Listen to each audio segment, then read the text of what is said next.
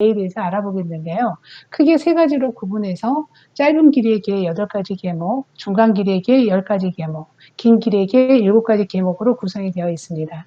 먼저 짧은 길이의 계 7가지를 보게 되면은 이거는 선법계를 갖다가 지키면은 아니 7개의 짧은 길이의 계 7개의 계목을 지키게 되면 선법계가 되는 거고, 지키지 않으면은 불선법이 되는 거고, 이거는 출가자나 재가자나 모두에게 적용되는 계입니다.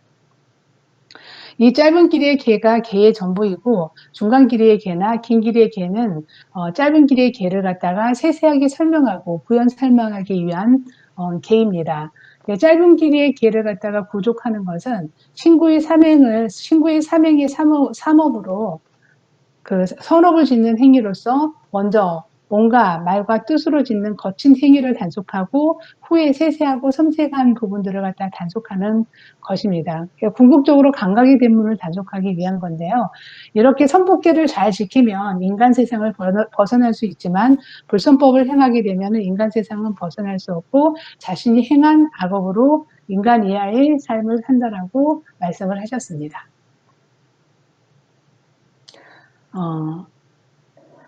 저는 그 선법계 중에서 그 말에 대한 계목에 대해서 좀 생각을 해봤습니다. 우리가, 살아가면서 제일 처음에 그 세 가지, 몸으로 하는 세 가지는 아주 특별한 사람 아니고서는 거의 대부분은 지키고 살지 않나.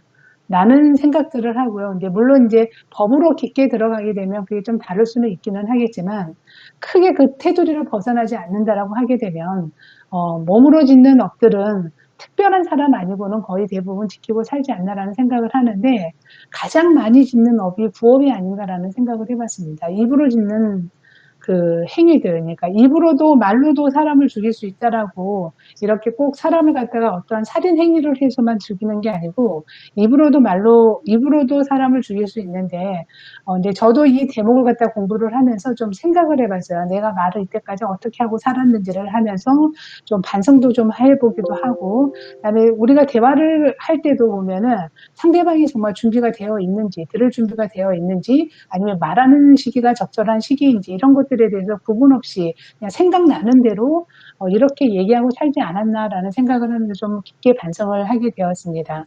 그래서 그렇게 하면서 예전에 굉장히 좀 재미있었던 일화가 있어서 이제 도반님들한테 얘기를 해드리면, 제가 이제 그 사회에 조금 유명한 분들의 어떤 이제 모임에 이렇게 초대를 돼가지고 이제 간 적이 있었었는데, 거기 이제 연세들이 거의 70세 이후 이제 80대 가까운 70대 다들 우리나라에 내노라는 여성분들의 그 리더 집단이었는데, 그 모임을 이제 이렇게 가서 이렇게 보니까 대화가 되지 않고 일방적으로 본인들만 얘기를 하시는 거예요. 전혀 들을 준비가 되어 있지 않는데 제가 객관적으로 이렇게 딱 보니까 너무 그게 웃긴 거예요. 그래서 각자, 그러니까 누군가는 얘기하지 않고, 아니, 들은 사람은 없고 계속 혼자만 얘기들을 하시는 모습을 보면서 제가 너무 웃겨서 그냥 빵 터졌거든요. 그래서 이 대표 왜 웃어라고 얘기를 하시더라고요. 그래서, 아니, 지금 말씀하신 모습들을 보이시냐고. 그러면 제가 이제 조금 재미있게 얘기를 했더니 같이 이렇게 굉장히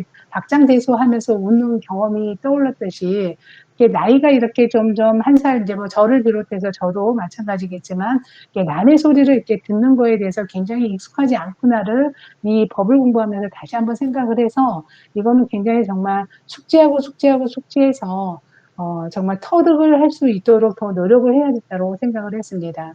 그리고 이제 중간 길이의 계에 대해서 살펴보게 되면은, 중간 길이는 바른 생활 습관과 적절한 생활 필수품을 갖추기 위해서는 해서는 안 되는 행위들에 대한 가르침입니다.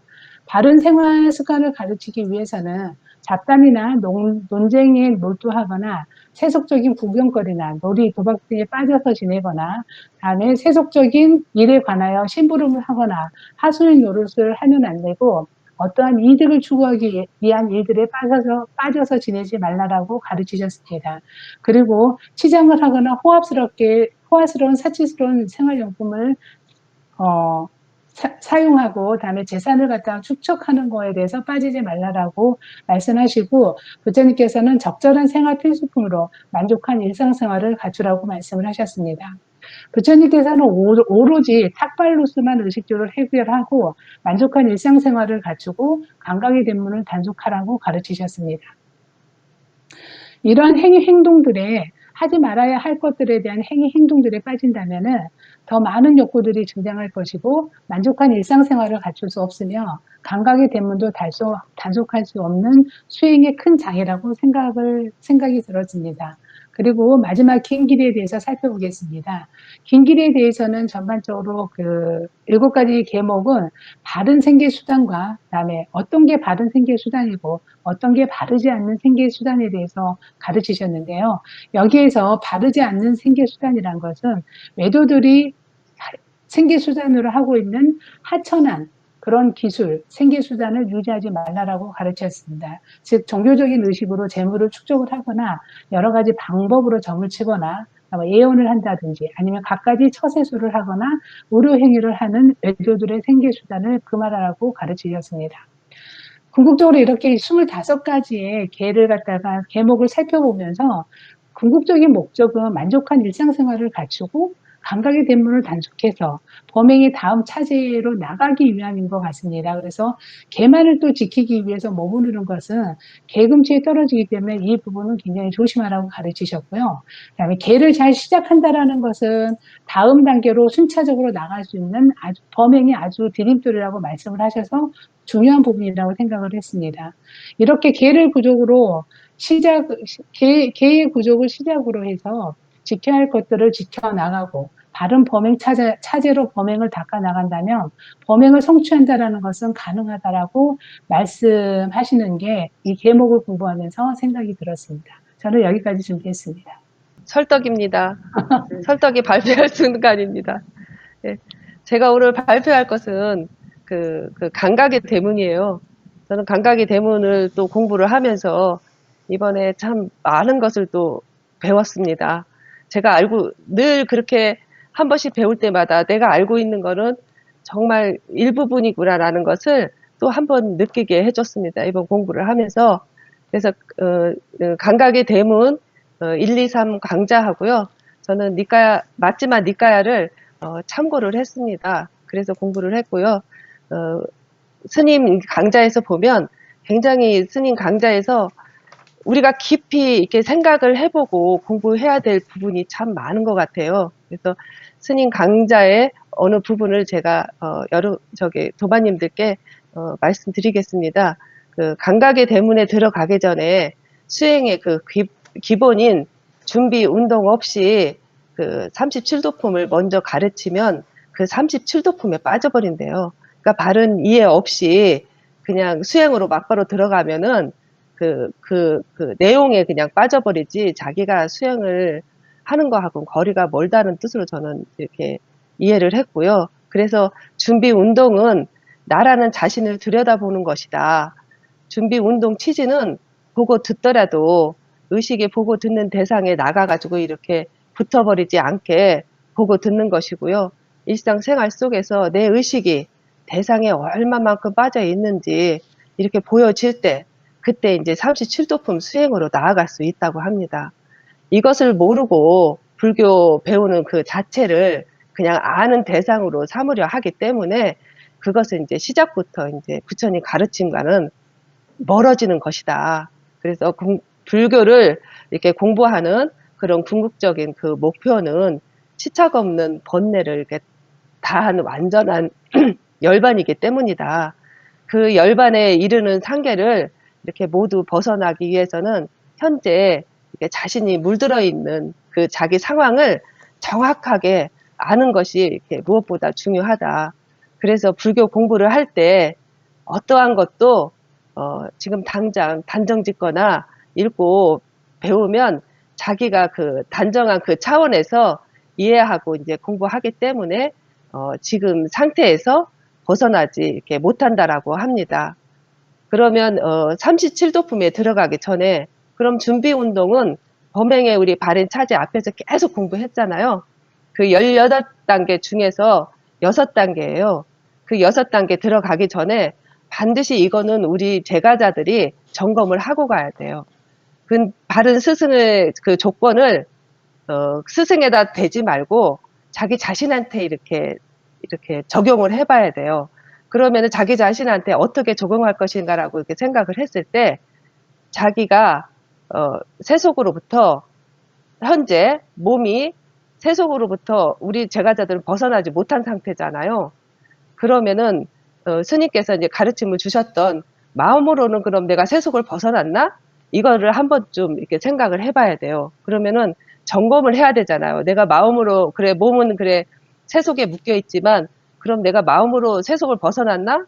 라고 생각했을 때 어떻게 점검을 해야 되냐면 내 생각이 내 생각과 감정이 세속적인 것을 일으키면 마음이 오염된 상태라고 이렇게 보면 돼요. 그래서 그렇게 보면은 세속적인 감정과 생각이 일어나면은 반드시 아무리 자기가 벗어났다고 해도 불선법이 나와요. 우리 맨날 얘기했잖아요. 잡담에서 다 걸린다고. 법만 얘기할 수가 없는 시스템이에요, 세속이. 그러면은 그 세속적인 그 바탕에는 그러면은 뭐가 있냐? 감각적 오욕과 악의가 그 바탕이 돼요. 그래서 그 감각적 오욕과 악의가 기본 바탕이 돼가지고 이게 증장하면 어떤 결과가 이루어지냐. 우리 이거 세속에서 많이 하는 거거든요. 자기가 성을 내요. 분노를 일으키고. 그리고 다른 사람들을 무조건 모욕하고 얕잡아봐요.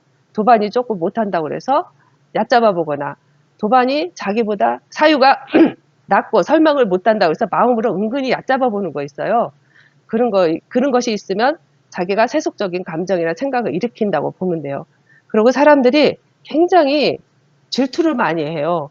저도 질투를 하더라고요. 가만히 보면. 질투도 하고 인색해요. 이거를 할까 말까. 굉장히 막 망설여요. 우리는 이거를 해야지 하고 딱 단호하게 출가자한테 좀 안 하더라고요. 할까 말까 12번도 더 고민을 하게 되고요. 그리고 사기치고 완고하고 그리고 사기 치는 거 있잖아요. 자기 안 친다 그러잖아요. 가만히 살피면 쳐요. 그렇게 하고 굉장히 가르침을 배우면서 완고하고 이렇게 완고해요. 자기가 배웠으면 그것을 꽉 쥐고 있어요. 절대 안 내놔요. 절대 안 내놓고 자기 거를 툭툭 털고 가야 되거든요. 자기가 공부를 했으면 탁 털고 가야 돼요. 담아두면 그거 가지고 와서 뭐예요? 그래서 탁 털고 가야 되는데 그걸 절대 안 털고 가더라고요. 보니까 저도 그렇고. 그리고 사람이 공부를 하면 자만하고 거만해져요. 내가 공부가 여기까지 됐는데 아까 제가 얘기했듯이 말씀했었지 나는 여기까지 됐는데 맨날 왜 그 쉬운 내용만 해? 왜 쉬운 것만 가르쳐? 이렇게 자기가 이렇게 자만해져요. 그래서 이 공부를 멈추는 경우가 있더라고요. 보니까 제가 옆에서 보면 그런 거 진짜 조심해야 되고요. 그렇게 하고 이제 어느 정도 공부가 조금 되면 사람이 우리 세속에서는 이게 당장 나하고 막 이렇게 증장이 안 되니까 이렇게 방일해져요. 게을러지고. 왜냐하면 해도 안 되니까. 그래서 공부를 갖다가 못하게 되고 그러다 보면 잃어버리게 돼요. 공부한 게. 그래서 이것 때문에 이제 그 낮은 차원까지 이렇게 마음의 오염이 일어나게 되면 그때는 이제 공부가 하지 못해요. 그래서 내가 세속적인 감정과 생각을 일으키지 않을 때 그때 비로소 이제 감각의 대문을 단속을 하고 감각적 오욕과 악의를 떨쳐버리고 그리고 바른 스승의 조건을 이렇게 갖추어 나가게 되어 있어요. 그래서 우리가 여기도 점검이 안 됐는데 요 뒤에 막 된다고 우리 그러잖아요. 그거는 착각인 것 같아요. 저도 그렇고. 그리고 이제 이렇게 했으면 이제 이런 세속적인 견해나 생각과 감정이 이제 끊어지면 그때 이제 기가 열려지는 거예요. 그때 이제 바른 스승으로부터 이렇게 그 법을 이렇게 바른 법을 듣게 돼요. 그래서 가까이 가서 바른 학습 방법으로 가가지고 가까이 가서 법을 기울여서 듣게 되면서 법을 그것도 가까이 바짝 가서 다가서 들어도 있잖아요. 이게 안 들려요. 세존에 가르치면 왜냐하면 우리 견화하고 완전히 달라요. 세상의 흐름을 거스른다고 그랬잖아요. 그리고 흐름이 뒤로 가지 앞으로 가는 거 아니거든요. 세속으로 가는 거 아니거든. 내가 이렇게 뒤로 돌아서야 되거든요. 그래서 법을 그래야지 자기가 법을 이해해서 법을 승인을 하고 그래서 그 다음에 이제 출가가 제가를 이제 선택을 하게 되는데요. 이렇게 되면 제 생각에는 출가를 선택할 수밖에 없어요. 그래서 출가를 선택을 한다면 가서 이제 내가 적절한 범행처에 갖추고 있는 조건이 되는지를 살펴봐야 되고요. 그곳에서 이제 개를 구족해야 되고 만족하는 일상생활까지 모두 점검을 해서 충족이 되면 그때 이제 그 4념처 수행, 우리가 37도품 좋아하잖아요. 37도품 4념처 수행인 감각의 대문을 단속이 예비 단계예요. 예비 단계 감각의 대문을 단속하기 시작을 합니다.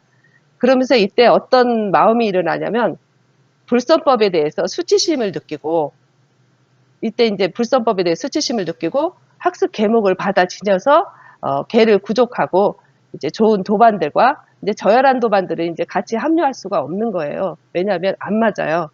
저열한 도반들하고는 사귀지를 못하고 좋은 도반들과 서로 이제 화합을 하면서 승단의 우리 조건 그거 받잖아요. 그렇게 항상 내 주장을 하는 게 아니라 서로 합의하고 결정한 것을 갖다가 충분히 의논해서 그것도 부처님의 가르침에 견해로 이렇게 생각해서 마음을 바꿔 나가야 되니까, 세속적인 마음에서 이렇게 출가자의 마음이나 그 범행자의 마음을 바꿔 나가야 되니까 그렇게 이제 그 부처님 가르침에 따라서 만족하는 일상생활을 갖추면 이때는 이제 비난받을 일이 없이 편안하게 머물면서 모든 시간과 노력을 이렇게 범행에만 이렇게 전념을 하게 된다고 해요.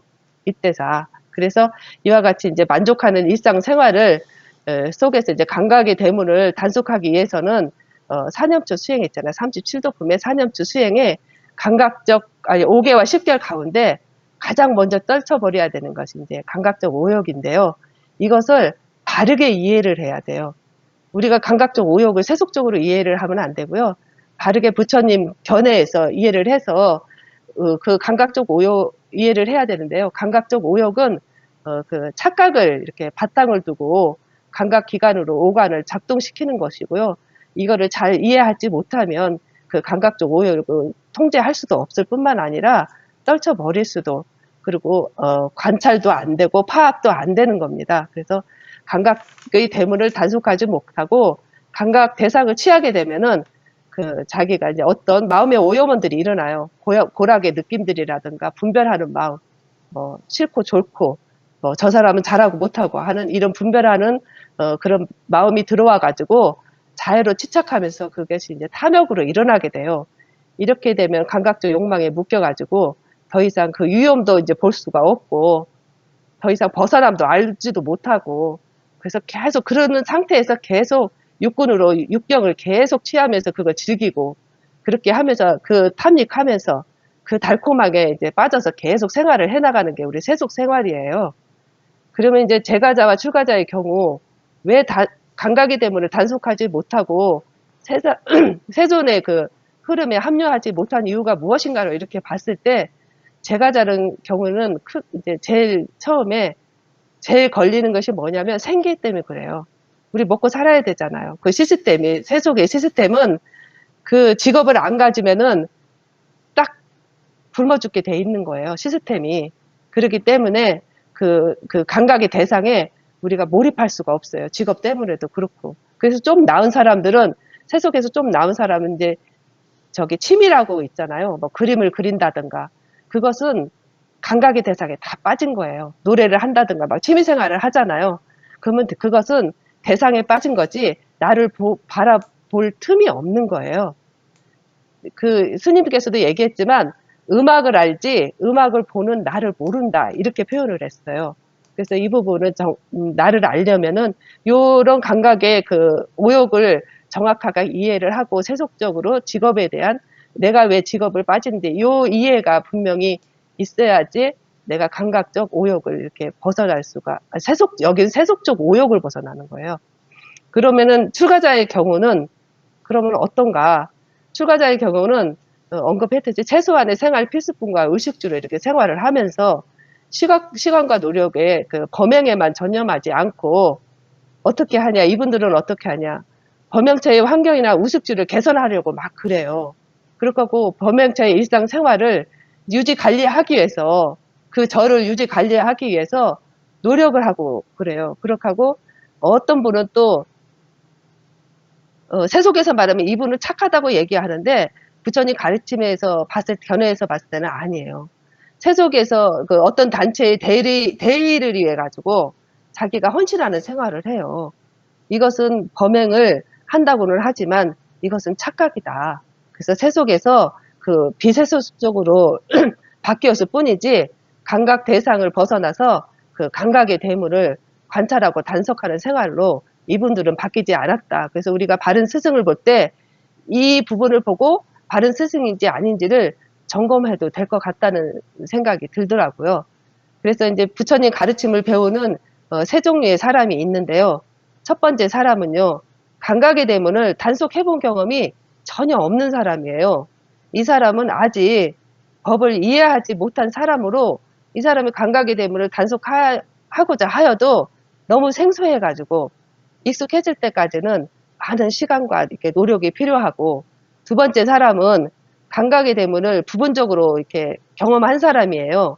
그래서 이 사람은 법을 부분적으로 이해한 사람으로서 법을 바탕으로 비교적 쉽게 익숙할 수는 있지만 감각의 대문을 완전히 단속하는 것까지는 아직 어느 정도 시간과 노력이 필요하다. 그리고 세 번째 사람은 감각의 대문을 그 능숙하게 단속하는 사람이에요. 이 사람은 법을 듣고 바르게 이해한 사람으로서 일상생활 속에서 이제 감각의 대문을 철저하게 관찰하고 지키고 단속하고 절대 감각의 대상에 이제 함몰되지 않는다. 그래서 이 세 번째 사람은 왜 그러냐라고 봤을 때 이 사람은 재범무화라든가 재행무상 그리고 일체고구 이거를 바르게 이해를 한 사람으로 법을 승인한 사람이에요. 이런 수행자들은 육군의 감각이 대상인 육경을 취하지 않고 단지 대상을 있는 그대로 이렇게 보면서 육군을 잘 지키게 됩니다. 그래서 그럼에도 불구하고 만약 이렇게 육경을 취하여 감각의 욕망이 생기거나 있으면 육군의 단속을 통하여 감각적 욕망을 이제 통제하고 아직 일어나지 않는 감각적 욕망이 지속적으로 일어나지 않도록 열의를 가지고 육군을 잘 지켜야 돼요. 그래서 이와 같은 사정군으로 감각의 대문을 잘 이렇게 단속할 때 이 수행자는 이제 더 이상 더럽혀지지 않고 오염되지 않는 그 내면의 행복을 이제 이렇게 느끼면서 이제 수행으로 이제 나아갈 수 있는 사람이다. 라고. 그래서 여기까지 오기까지는 참 또 멀구나. 이라는 생각이 들더라고요. 참 멀다. 그래서,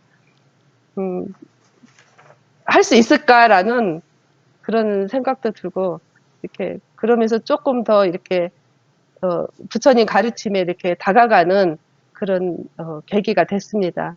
예, 저는 여기까지입니다.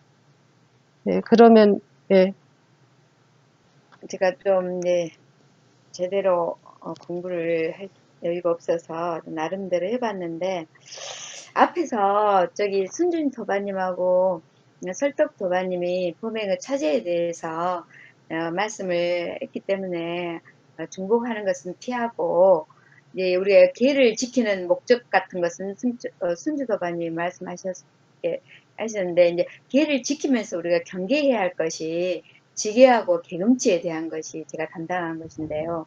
이제 계를 지키는 그 목적을 우리가 분명히 알아야 된다는 것이 중요하다고 스님께서 또 부처님께서 말씀하셨는데, 계를 지키는 지키는 목적은 만족한 일상생활을 구족하기 위해서고, 완전히 이 만족한 일상생활 또 개념을 알아야 된다. 아까 순주신 도원님 말씀하신 것처럼 이 세상에서 원하는 것이 단 하나도 없이 완벽하게 만족했을 때, 그 원하는 것이 하나도 없고 자기가 어떤 영향도 끼치지 않았을 때, 그래야 어떤 영향도 받지 않았을 때 이것이 만족한 일상생활이 되고, 그러면 저절로 감각의 대문이 단속된다고 하셨는데, 예, 이렇게 나가서 열반을 성취해야만이 이게 기회를 지키는 목적이 달성되고 이것이 지혜가 된다, 이렇게 말씀하셨거든요.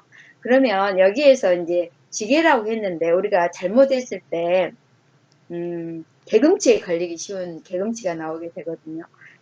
기회를 지키는 것과 그 다음에 기회를 지켰다고 했는데 그것이 오히려 장애가 됐을 때, 나는 열심히 해서 범행을 완성하고자 열심히 수행을 하는데 오히려 이것이 범행을 성취하는 장애가 되어버렸다는 것이 바로 개금치인데, 이 구별을 잘 알아야 된다고 말씀을 하시는데, 그러면 이것이 그러면 개금치라는 것을 알아야 되는데, 개금치는 어떤 우리가 고행을 한다고 했을 때 또는 어떤 의식에 따라서 이것을 열심히 하면, 반복적으로 하면 열반을 이룰 수 있다는 이 잘못된 견해, 이것이 개금치라고 말씀하셨는데, 대표적으로 이제 이 교재에서는 그 자인하교 예를 들더라고. 자인하교계는 그 거행을 하면 열반에 이를 수 있다.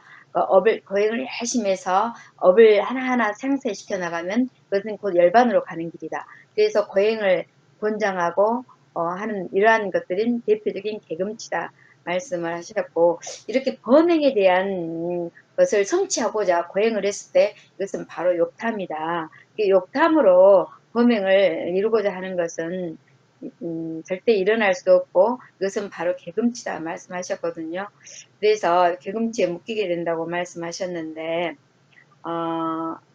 이렇게 개금치에 묶이게 되는 것이 우리 주변 저기 개울에 보면은 뭐 예를 들어서 그 이합전에도 말씀했지만 저기 뭐 살생하지 마라, 거짓말하지 마라, 도둑질하지 마라, 개울이 있을 때 그것만 열심히 지키면 나는 만족한 일상생활을 이루고 그 다음에 범행을 나가는 길이다. 또는 소목을 손상하지 말라도 범행에 대해서 이것을 기회를 지키는 목적이 삭발이나 이런 것에 의지해서 의식주 생활에 최소화시키고 범행을 완성하는 데 목적을 두는 것이 의미가 있는데, 소목을 손상하지 말라는 계율을 듣고 이것을 소목을 손상시키지 않은데 목적을 둬버리면 개금치에 빠진다.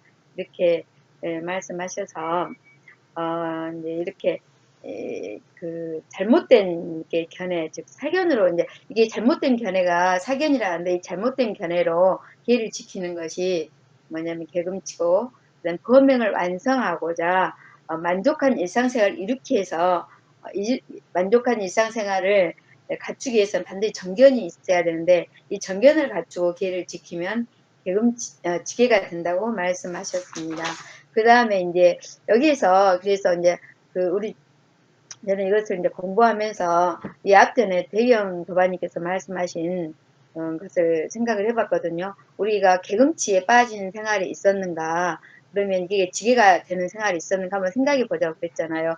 그 말씀에. 그래서 범행을 완성하고자 수행을 했는데 하루에 한 끼만 먹으라는 계율을 지키다가 오히려 저혈당이 와가지고 불만족한 생활이 돼가지고 범행을 다음 단계로 나가기 힘든다면, 이건 계율을 두 끼를 먹고 범행을 완성해서 나가는 길이 더 낫다고 우리는 일반적으로 보잖아요. 차라리 그 한 끼를 먹는 계율을 어기고 두 끼를 먹어서 몸을 좋게 한 다음에 범행을 찾으러 나간 것이 낫다고 생각하는데, 이거에 대해서 한번 다시 생각해 보는 계기가 됐고요. 근데 이것이 이제 그 다음에 우리가 일반적으로 알았을 때, 내가 어디서 들은 이야기인데, 스님이 강물에 떠내가는 여자를 보고 이걸 구해야 되느냐 말아야 되느냐, 구한다면은 이것은 여자를 가까이 접근한다는 의미에서 뭐 이렇게 뭐 계율을 어기게 되고, 그 다음에 만약에 떠내려간다게 보면 그 괴로움 때문에, 자기가 그걸 방치했다는 괴로움 때문에 불만족한 생활이 돼가지고 범행의 상태로 나갈 수 있을까 하는, 우리가 그런 점을 한번 생각해 봤습니다. 그래서 제가 여기서 생각하는 것은 뭐냐면, 기의 목적을 알고 그 다음에 기회를 지키면 이것은 지게가 되는데, 그 다음 기의 목적을 모르고 그 다음 기회를 지키면 개금치에 빠질 수밖에 없는데, 그러면 이제 여기서 문제가 되는 것은 기의 목적을 알고 그 다음에 기회를 지켜나가고 싶은데 그러지 못한 상황이 됐을 때 우리는 어떻게 해야 되는가, 이것은 기회를 어겨야 되는가, 물론 어겨야 되겠다는 결론이, 근데 이것은 정말 어긴 것인가 하는 생각이 들고, 이건 그 다음에 이제 제 생활을 돌아봤거든요. 제 생활을 돌아보니까 내 생활이 매일매일이 개금치 생활이 되고 있는가 한번 돌아봤어요. 저도 이제 삿띠를 조금씩 하고 독성을 하면서 나는 이 정도 내 몫을 다 했으니까 하루를 마무리해도 별로 마음에 부담이 없고, 내 몫을 다 했으니까 그냥 하루하루 반복적인 생활을 해 나가고 있죠. 그런데 매일 점검할 때 내 생활이 좀 더 만족한 일상생활로 나가기 위해서 애를 쓰고 있는가, 이런 것을 내 생활 상태를 점검해 보니까 내가 지게로서 그 어떤 생활을 하고 있지 않는 것 같다. 좀 애매한 상태에 빠져 있는 것 같다는 생각을 좀 했습니다. 그래서 좀 이렇게 삭제나 수행 독송이나 이런 것을 했을 때 내가 확실한 목표를 매일매일 새기면서 만족한 일상생활을 구족하기 위해서 최종적으로 내가 열반을 성취하기 위해서 매일 내가 기회를 제대로 지키고 있는가를 이것을 내가 기금치 생활을 하고 있는가 지게의 생활을 하고 있는가 하는 것을 돌아보는 그런 계기가 됐고 그렇게 해야 되겠다 하는 생각을 했습니다. 여기까지입니다. 어, 저는 제가 하는 부분은 계목의 이해인데 이순주 도마님이나 송수 도마님이 거의 뭐 비슷하게 다 하신 것 같아요. 그 오늘이 서루기도 하고 계목에 대해서 그러니까 짧은 길이에 긴 길이에 중간 길이에 두 개가 있지 않습니까? 오늘 서울이니까 선법계 듣기를 하면서 계목을 저는 짧은 길이게 우리가 그 7가지를 매일 저도 점검을 하면서 오늘 읽을 때도 정말 잘 실천하고 있는가 이런 생각을 많이 하면서 출가자와 제가자의 차이는 엄청 크구나. 1번하고 생명을 죽이는 행위를 버리고 생명을 죽이는 행위를 멀리 여인다. 두 번째, 주지 않는 것을 가지는 행위를 버리고 주지 않는 것을 가지는 행위를 멀리 여인다. 세 번째, 순결하지 않은 행위를 버리고 순결하지 않은 행위를 멀리 여인다. 이 세 가지는 이순주 도파님이 말씀하셨듯이 거의 다 특별한 경우를 빼고는 대부분은 지킨다고 저도 생각을 하거든요. 그 몸으로 짓는 이런 행위들이니까 본인이 마음만 먹으면 좀 하기가 훨씬 쉽게 지키지 않겠나 하는 거고, 네 번째, 거짓말하는 행위를 버리고 거짓말하는 행위를 멀리 여인다. 다섯 번째, 이간하는 행위를 버리고 이간하는 행위를 멀리 여인다. 여섯째, 나쁜 말 하는 행위를 버리고 나쁜 말 하는 행위를 멀리 여인다. 일곱 번째, 잡담하는 행위를 버리고 잡담하는 행위를 멀리 여인다. 이렇게 7가지를 항상 하지만 첫 번째, 생명을 죽이는 그 불살생 이렇게 말씀하셨지 않습니까? 예전에. 뭐 불살생, 그 살생을 하지 않는 거와 생명을 죽이는 행위를 하지 않는다. 이거를 스님께서도 말씀하셨듯이 어떤 차이가 있느냐. 그 살생하지 말라 이러면 무조건 죽이지 않으면은 개를 지키는 것이다. 이렇게 생각하는데 죽였느냐 안 죽였느냐 이거에 초점이 가 있기 때문에 내가 뭐 개미 한 마리든 모기 한 마리든 파리 한 마리든 이런 거 죽이면은 내가 죽이지 않으면 개를 지키지 않았느냐. 그 예전에 절에 다닐 때 그런 말씀들을 질문을 하더라고요. 절에 가서 이렇게 스님하고 차 한 잔 마시고 있다가도 이 모기가 날아가면 모기나 뭐 개미가 가면은 그때는 스님이 또 사람들이 많을 때 신도들이 많이 있을 때는 안 죽여요. 그냥 이렇게 내보내든가 이러는데 많이 없을 때는 그냥 탁 이렇게 손으로 잡아가 이렇게 죽이는 걸 봤거든요. 그래 저런 걸 보면서 뭐라고 스님이 하시니까 뭐라고 하지는 못하잖아요. 그래서 죽이지만 않으면 그러는가. 그런데 이제 공부를 하면서 행위를 했느냐 안 했느냐, 내 마음에서 행위를 했느냐 안 했느냐에 그 초점이 가 있는 게 행위를 하지 말라 이렇게 저는 이해를 했는 것 같습니다. 그 죽였나 안 죽였냐 그러면은 탁발할 때 그 강의에서도 탁발 중에 탁발을 하러 가는데 나이가 모르고 그 개미라도 죽일 것 같아요. 개를 어기지 않으려고. 그러면 개미가 죽을까 싶어가 한 걸음도 못 움직이지 않느냐. 그게 개금치에 걸린다. 개금치에 떨어진다. 이런 말씀을 하셨잖아요. 그 발표 죽였다면 그거는 내가 그 계율에 어긋나느냐? 어긋나지 않는다고 강의에 있었습니다. 그리고 살생인가 도둑질도 남이 주지 않고 어떤데 이제 우리가 훔치는 것만 도둑질이라고 하는데 주지 않는 것도 어떤데 달라그는 소리도 하잖아요. 저게 뭔가 맛있다 뭐 이러면 우리가 저거 좀 줄래 하는 거 그때는 많이 했는데 이제는 이제 알고 나니까 제가 돌아보는 시간들이 있어서 그런지 어디 가서도 주지 않는 거 달라 소리를 안 해. 한 번씩 점검을 해봐요. 거기에 맞춰서가 제가 행동을 좀 하고 있는가.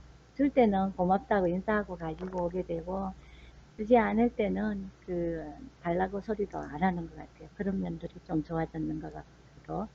근데 이제 거짓말과 이간하는 말, 이런 것들도 거짓말을 하지 않는 대신에 거짓말을 하지 않았다는 것만 보지 않고, 이왕이면은 좋은 말, 음, 같이 모일 때도 어떤 동료들하고 모일 때도 거짓말보다가는 좋은 말을 그 사람한테 좀 이익이 되는 들어서 좋은 말들을 좀 하고, 나쁜 말, 이간하는 말보다가는 설사 좀 다른 사람이 가더라도 좀 더 상대방의 입장에서 돌아보면은 그 사람 나름대로의 어떤 이유가 있지 않을까. 저런 말을 하는 것들은 이러면서 좀 더 이해를 하게 시키려고 하는 그런 부분들이 좀 많이 생겨난 것 같습니다. 그 제가자와 출가자의 차이가 이제 짧은 길이에 대해서는 스님이나 제가자이든 다 지켜야 하는 계율이라고 하셨지 않습니까? 그 중간 길이의 계와 그 긴 길이에게는 저희들한테는 좀 제가자인데는 좀 해당이 되지 않는 것 같아서 그거 부분은 제가 말씀을 별로 좀 드리지는 않겠습니다.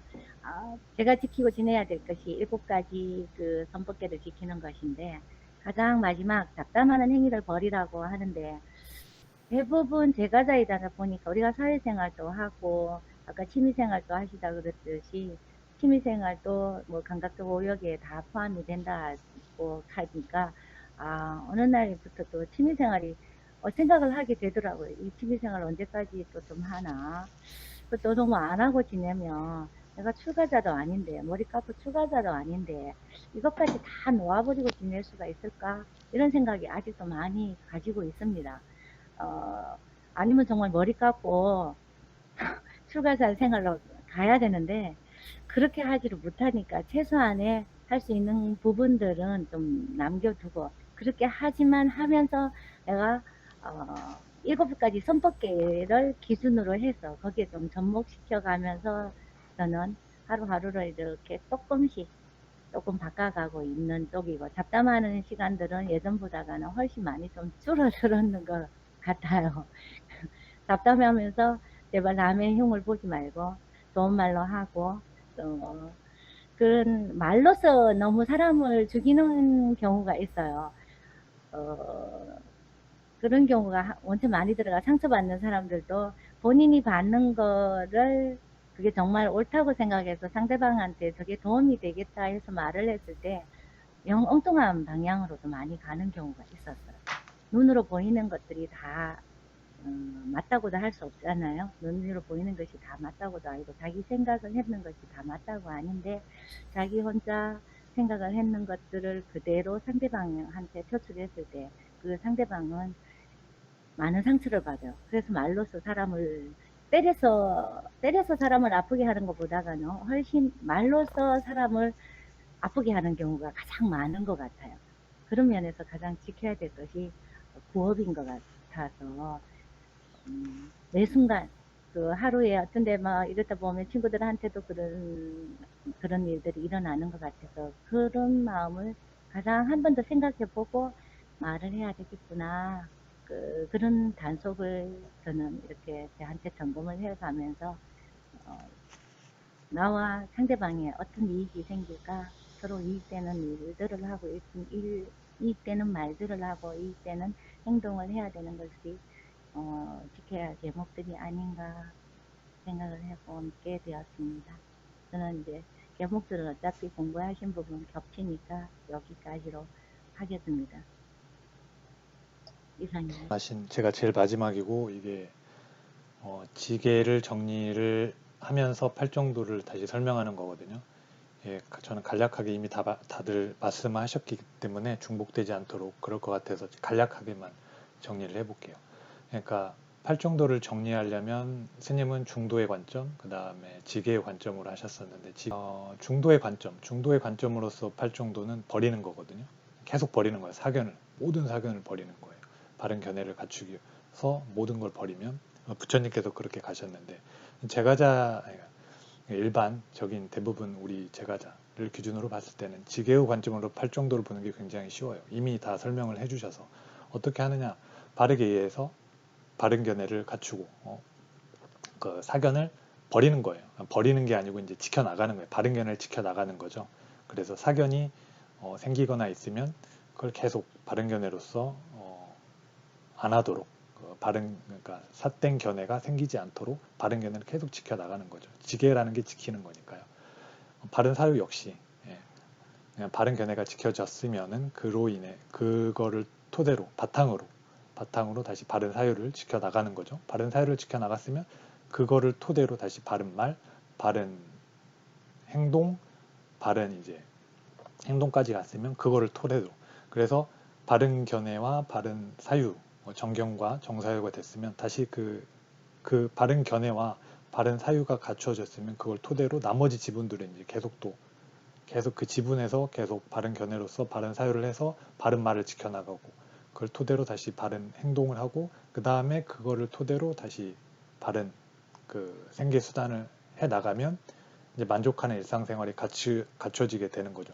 그래서 그냥 말로는 바른 생활, 바른 생활이라는데 그런 게 아니고 바른 견해를 토대로 바른 사유를 해서 바른 말, 바른 행동, 바른 직업을 갖췄을 때 만족하는 일상생활이 갖춰지고 만족하는 일상생활이 갖춰지면 그로 인해서 당연히 그 다음인 이제 바른 노력을 그 나머지 이제 정업까지 그러니까 정명까지 바른 노력으로서 계속 해 나가면은 이제 만족하는 일상생활 안에서 이제 감각의 대문을 단속하게 되고 감각의 대문은 이미 설명해 주셨죠. 감각의 대문을 단속하는 과정에서 이제 그 다음에는 이제 자연스럽게 정념으로 가는 거예요. 사띠 수행을 가면 나머지 게 이미 다 갖춰진 조건 하에서 사띠를 하기 때문에 금방 초선에 들어갈 수 있죠. 그게 이제 시간이 짧으냐 기느냐지 어렵지 않게 들어갈 거라 저는 생각을 해요. 만족하는 일상생활을 쭉 갖춰주게 돼요. 근데 저는 이제 제 개인적인 생각은 만족하는 일상생활에 갖춰주잖아요. 그러면 정말 좀 지루하다는 느낌을 받는 때가 있었어요. 최근에 그런 걸 많이 느꼈는데 그 상황에서 감각의 대문을 단속 안 하면 감각적 욕망이 막 왜 그러냐 가만히 있어도 핸드폰만 가만히 있어도 정말 핸드폰 하나로만 가도 시간 가는 줄 모르게 그러거든요. 예전에 한번 도반님이 말씀하셨지만 저도 그런 거에 빠져서 정말 훅 들어와요. 훅 머릿속이. 그러면은 이렇게 그거를 이제 해 나가지 못하는 경우가 생기거든요. 그래서 그때 정말 그때 그래서 좋은 도반이 있으면 굉장히 도움이 되고 바른 스승 그 다음에 적절한 범행처 이런 것들이 좀 갖춰져야 되는 이유가 혼자 있으면 거기까지 어떻게 이렇게 막 하다 열의를 가지고 하다가 딱 거기 정도 가면은 이렇게 한가해지고 굉장히 편하다 여기서 이제 쭉 해나가지 못하면은 거기서 이제 좀 뭐라 그래 다시 후퇴가 되는 경우가 좀 있는 것 같아요. 그래서 거기에서 사띠 수행을 쫙 해나가서 사마디까지 해 나가는 그 단계. 그래서 이제 경전에 보면은 나무 아래 가서 이제 자기 수행을 하는 거는 거기인 것 같아요. 이제 그 앞에 나머지 단계들이 다 갖춰졌을 때 이렇게 사띠 수행을 하는 그 단계가 여기까지 와서 하는 게 아닌가. 그래서 그 지켜나가는 것들을 잘 지켜나가는 게 지게와. 그래서 마저 하면 이제 도반님들이 말씀하신 부분은 그게 있는데 아까 계를 어기는 경우 어떻게 생활을 위해서 계를 어기는 경우가 생기는데 이럴 때는 어떻게 하느냐 말씀해 주셨는데 그거는 본인이 바른 이해가 얼마나 됐느냐에 따라서 하는 것 같아요. 바른 이해가 되셔가지고 이렇게 하시면은 출가를 자기가 지금 할 수 있는지 없는지 해야 될지 말아야 될지 이런 것도 다 판단이 되고 이거를 걔를 내가 어기더라도 다음 단계로 나아갈 수 있는지 없는지 그리고 이거를 내 의지로 하는지 아니면은 어쩔 수 없이 하는지 이런 것들도 판단이 서거든요. 그러면 그거에 잘 맞춰서 하시면 될 것 같아요. 그러지 않으면은 그거는 이제 본인의 공부를 얼마나 열심히 했느냐 안 했느냐의 차이인 것 같아요. 같은 행동을 하더라도. 예. 그리고 살생에 관련돼서 아까 이렇게 말씀을 해주셨는데 제가 봤을 때는 그 경전에서도 그랬고 스님도 한번 설명해 주셨는데 살생의 기준은 사람이에요. 같은 사람. 그래서 축생은 이렇게 포함이 엄밀히 말하면 그러니까 넓은 의미로 말하면 그렇게 되는데 이따가 이제 그 생명에 관련돼서도 이제 말씀을 하겠지만 그 개의 기준은 제가 봤을 때도 그렇고 스님이 설명했던 건 사람이거든요. 그래서 그런 모기라든지 이런 것들, 해충 이런 것들을 그거를 그냥 안고 그렇게 살아야 되느냐? 그건 아니거든요. 제가 봤을 때도 모기약도 치고 이래야지. 뭐 근데 그렇다고 막 일부러 나서서 죽일 필요는 없지만 다음 단계로 나가기 위해서 그런 게 필요하다면 하겠지만 그렇지 않다면 굳이 뭐 그렇게까지 왜 그러냐면 그거 뭐 모기 잡느라고 수행 못할 수는 없잖아요. 그리고 또 요즘은 그런 생활이 뭐 아니니까 그거는 이제 그렇게 이해를 하셨으면 될 것 같습니다. 그리고 제가 봤을 때 출가를 고민을 저도 했지만 저는 어떻게 좀 정리를 했냐면 제가 한번 말씀 안 드린 것 같아요. 저는 지금 어떻게 하냐면 만약에 이제 제가 준비가 돼서 만족하는 일상생활을 갖추게 정명이 갖춰져서 만족하는 일상생활을 갖췄으면 바르게 이해했다면 사선전까지 금방 갈 수 있지 않나? 그래 생각을 해요. 만약에 바르게 공부를 안 했으면 못 가겠죠. 근데 출가를 하나 안 하나 사선전까지는 가보고 출가를 하도 늦지 않을 것 같다는 생각을 해요. 만약에 출가를 생각을 한다면 제가자로서 사선정에 들어간 다음에 가는 것도 늦지 않을 것 같다 이 생각을 해봅니다. 왜 그러냐면 경전에 이렇게 나오시잖아요. 제가자로서 사선정에 갔다는 사람. 사선정에 가면은 예전에 어떤 스님도 그랬지만 그 터널을 나온 것 같다는 느낌을 받으셨다고 하시니까 뭐 가면은 본인 스스로 아실 테니까. 그리고 나서 이제 판단을 해도 늦지 않을 것 같다. 지금 요즘에 제가자나 출가자의 그 조건을 봤을 때는 그렇지 않을까 저는 생각을 해보고 저는 또 그렇게 계획을 짜고 있습니다.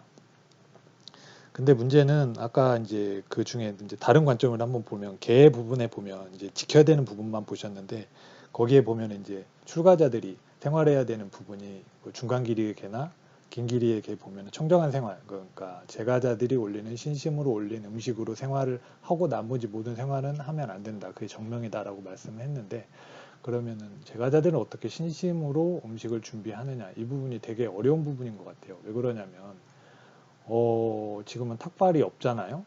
그래서 이제 안거 때 잠깐 그런 생활을 스님이 이제 고민을 하셔서 해놓은 방법으로 해봤는데 이거를 1년 12달 저 혼자서 하라 그러면 이거 못하겠다라는 좀 생각이 들어요.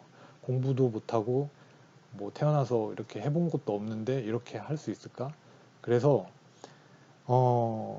신심으로 올리는 음식에 대해서 바르게 이해한 제가자들이 많이 모여서 이렇게 출가자들과 같이 생활을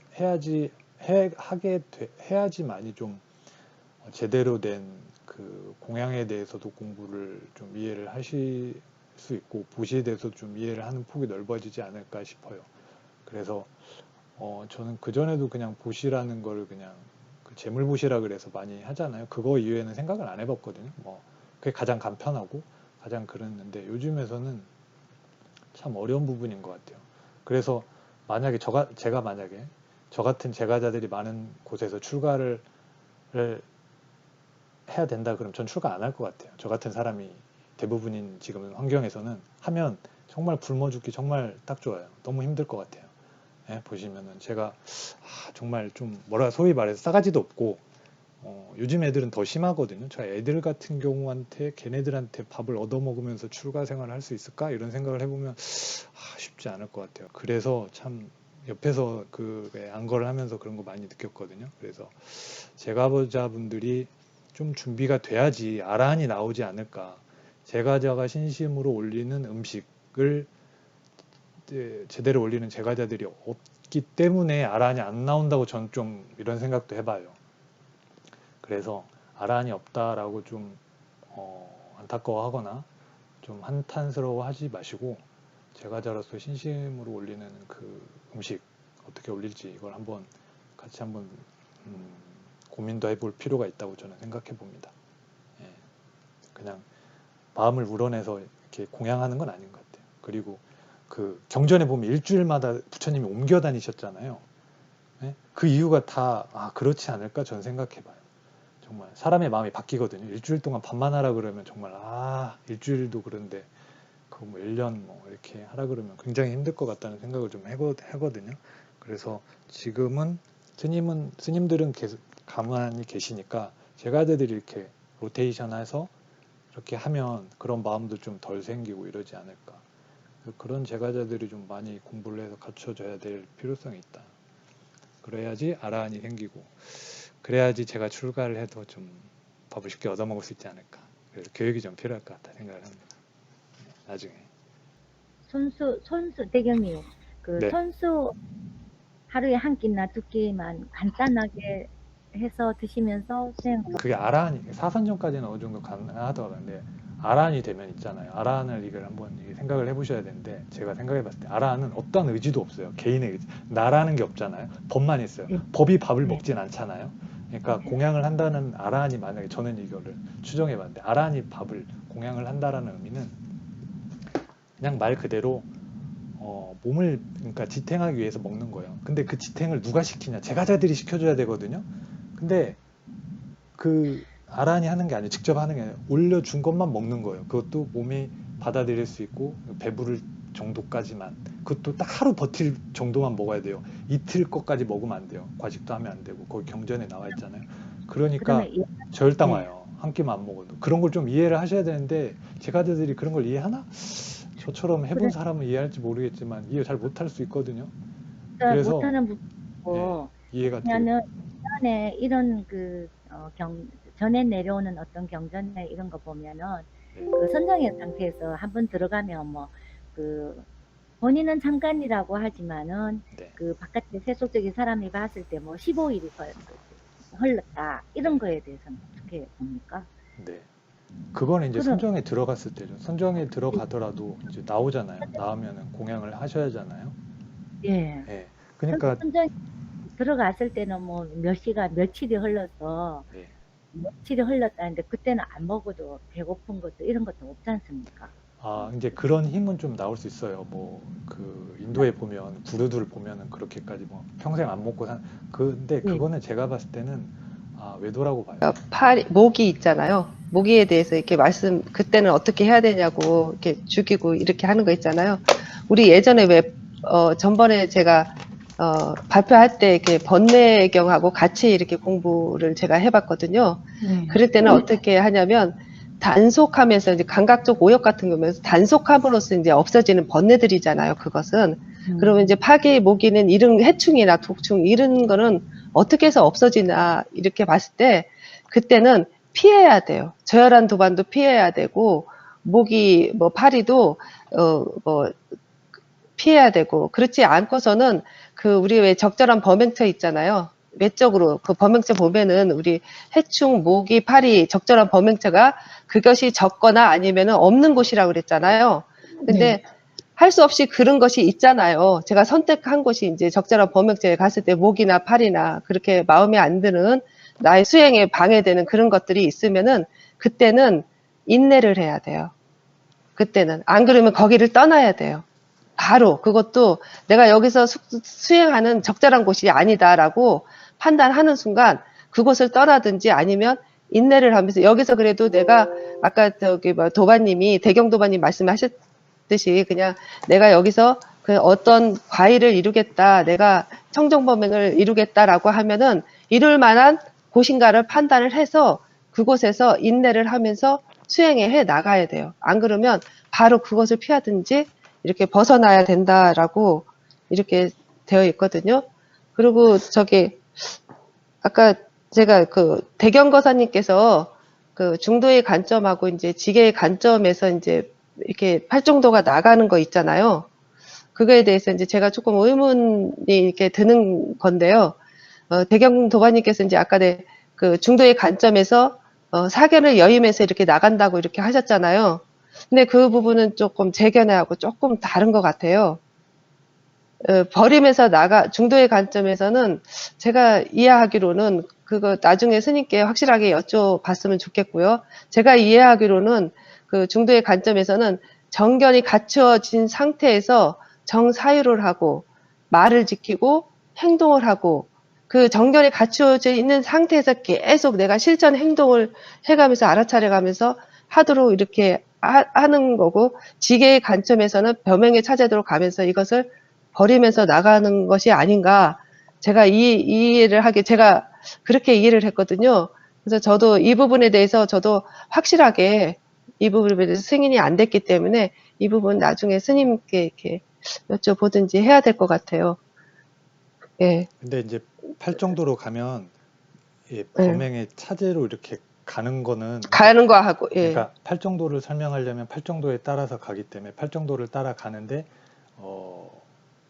그 중도로 관점으로 팔정도를 보느냐, 예, 지게로 예, 관점으로 팔정도를 보느냐 예, 이거잖아요. 예, 문제도 예, 있잖아요. 예, 그래서 예, 예, 저는 그게 잘 이해가 안 돼. 이번에 스님 거 보면서 중도의 관점으로 스님이 그러니까 버리는 거하고 그다음에 지켜야 되는 부분이 다르냐 틀리냐 이런 질문도 있었잖아요. 그러면서 예, 저는 예, 그게 예, 굉장히 동전의 양면 같다라는 생각을 해요. 말장난 같기도 한데 근데 그렇게 생각을 해봤어요.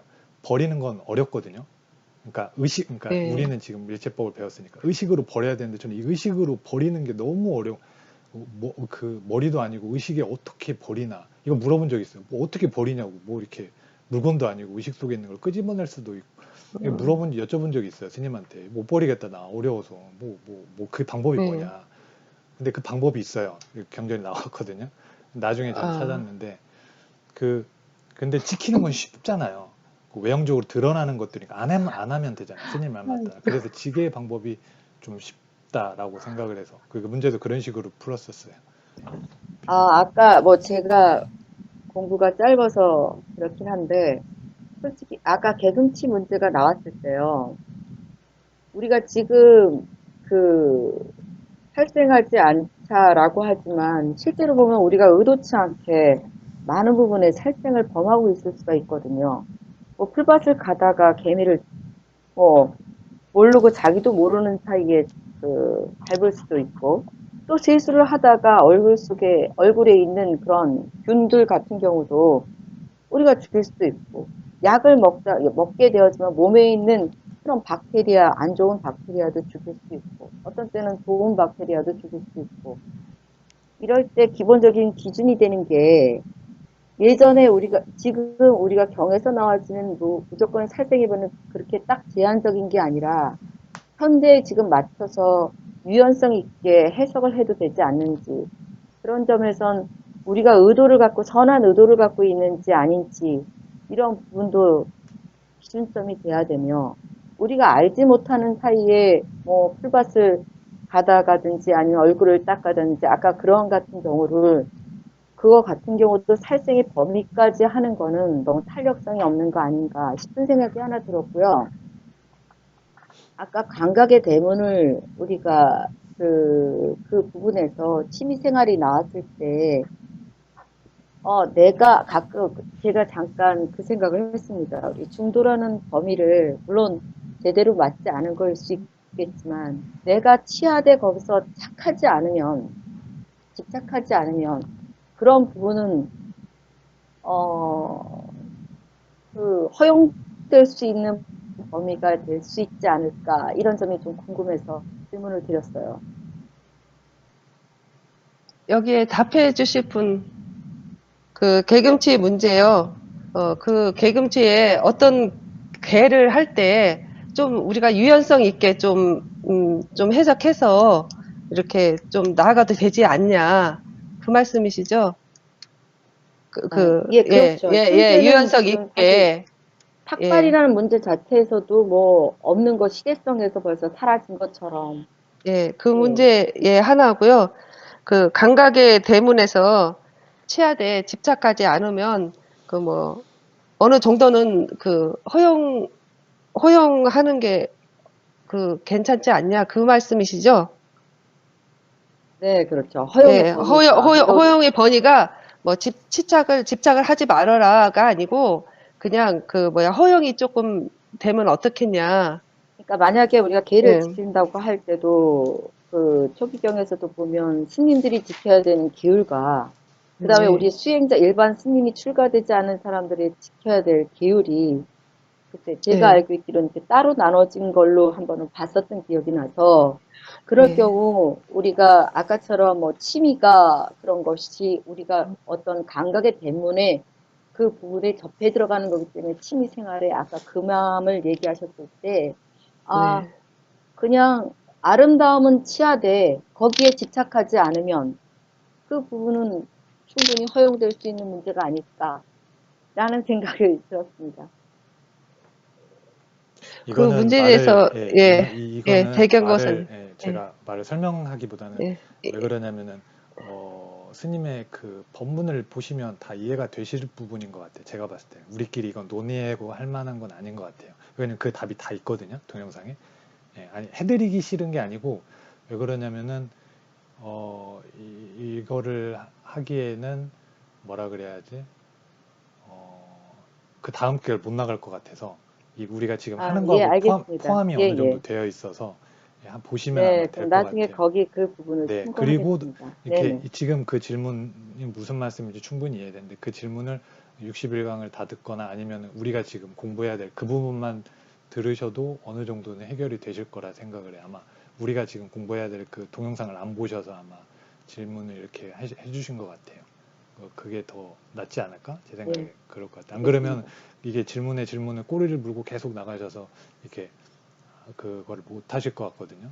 괜히 또 도바님도 오해를 하실 수도 있는 부분도 있거든요. 시간이 충분하지 않아서 이게 쉬운 문제는 또 아닌데 이게 동영상 보면 금방 또 해결될 수 있는 부분이기 때문에 그냥 예, 넘어가시는 게 어떨까 알겠습니다. 생각이 예, 들었습니다. 예. 아, 감사합니다. 거기에 제가 첨언해서 조금 말씀드리고 싶은 거는 저도 그 전미애 도반님처럼 공부한 지가 그다지 오래되지 않았거든요. 전미애 도반님께서 이렇게 가지셨던 그런 의문점에 대해서도 저도 굉장히 많이 가졌던 부분인데 좀 전에 대경 도반님께서 말씀을 해주신 것처럼 그 공부를 하다 보니까 그런 질문들이 하나하나 풀리더라고요. 근데 저는 어떻게 공부를 했냐면 지금 도반님께서 궁금하신 점을 갖다가 질문지 노트를 만들었어요. 그래서 왜 이거는 우리가 지금 제가자의 입장에서는 아름다움에 빠지지는 말고 취해도 되지 않을까라는 걸 갖다 퀘스천을 달아놓고 질문지를 계속 만들어 가면서 61강과 공부를 계속 해나가게 되면은 거기에 대한 답들이 스스로 나오더라고요. 그래서 제가 했던 공부 방법 중에 하나인데 혹시 도움이 되실까 알려드립니다. 네. 음. 아까 말씀한 생명 관련해서 마저 하시고 맞추시는 게 어떨까 아, 싶어요. 동영상 올려야 돼서. 아, 이 생명 하려면은 좀 이렇게 시간이 많이 걸리는데 하는 데까지 한번 네, 해보고 해보고. 그렇게 예. 네. 그래서 순서를 제가 생각을 해봤어요. 이 순서는 저기 뭐야 이게 맨 처음에 이순주 도화님이 하시고요. 아니 저 전미애 도화님이 좀 하셨으면 좋겠어요. 전미애 도화님이께서 예 하실래요? 아, 그러면 예 네네. 그러면은, 예, 이 부분을 그럼 전미애 도바님이 하시고, 두 번째 이순주 도바님이 하시고, 세 번째 승초 도바님이 하시고, 네 번째 대정, 그리고 제가 하고, 마지막에 대경 도바님이 이 문제에 대해서 좀 정리 좀 해주세요. 예, 그럼 전미애 도바님, 간단하게 제가 알고 있는 것과, 그 다음에, 이제, 뭐, 이렇게 참조만 해가지고 한 거라, 될지 모르겠지만, 여기서 불교에서 무정, 유정, 무색, 이렇게 세 단계로 이제 분류를 하는데, 일단, 우리가 말하는 생물학에서는 DNA를, DNA 전달 물질로 그 생명을 하게 되어지는 식물도 포함이 되지만, 불교에서는 그 식이라는 것이 같이 있어야만 그거를 생명의 그 가치로 보기 때문에 식물을, 음, 식물을 무정으로 규정을 했다고 봅니다.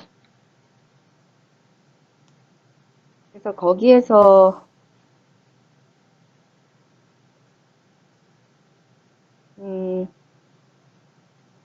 이제 제가 찾은 그 부분에선 그러나 이제 만약에 식물을 취하는 부분에서 그렇다면은 그 어떤 의식도 없이 그냥 무조건 다 그냥 만약에 남용할 수 있느냐라는 부분은 이과의 부분의 설명에서를 참조하자면은 결국 사람들의 의식처의 의식의 의지처가 되기 때문에 남용하는 것은 옳지 않다라고 그렇게 되어 있네요.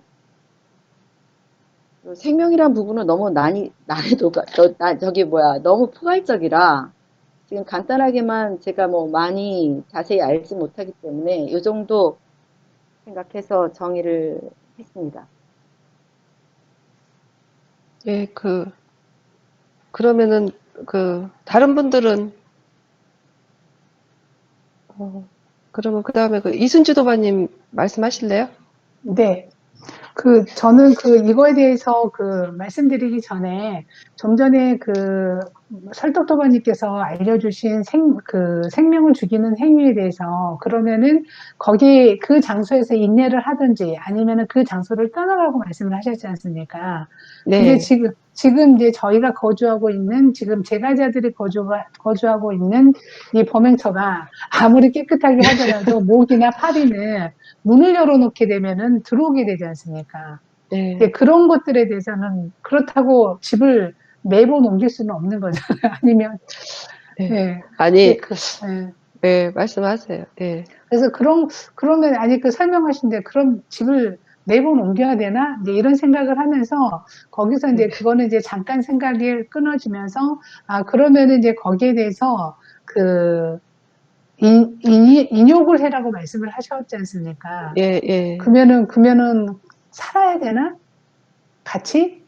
이런 생각도 한번 해봤고, 다음에 그게 이제 정 불편하게 되면은, 어찌됐건 내가 행위에 대해서 어떤 불편함으로 인해서 불편하다라고 한다라면, 그냥 죽여야 되나? 뭐 이런 생각들이 좀 복잡하게 사실 예. 짧은 시간에 들었거든요. 그래서 그 부분에 대해서 다시 한번 좀 정리를 해주시면 좋지 예. 않을까라는 생각이 좀 듭니다. 그러면, 네. 제 경험을 잠깐 얘기할게요. 네네.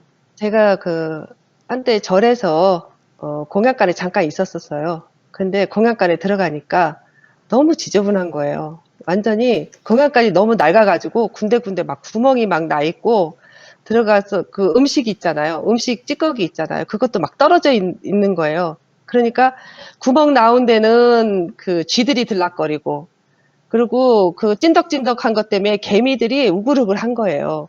그래서 저는 이제 거기서 공양간을 하나하나 닦기 시작을 했어요. 그리고 구멍 난 거 있잖아요.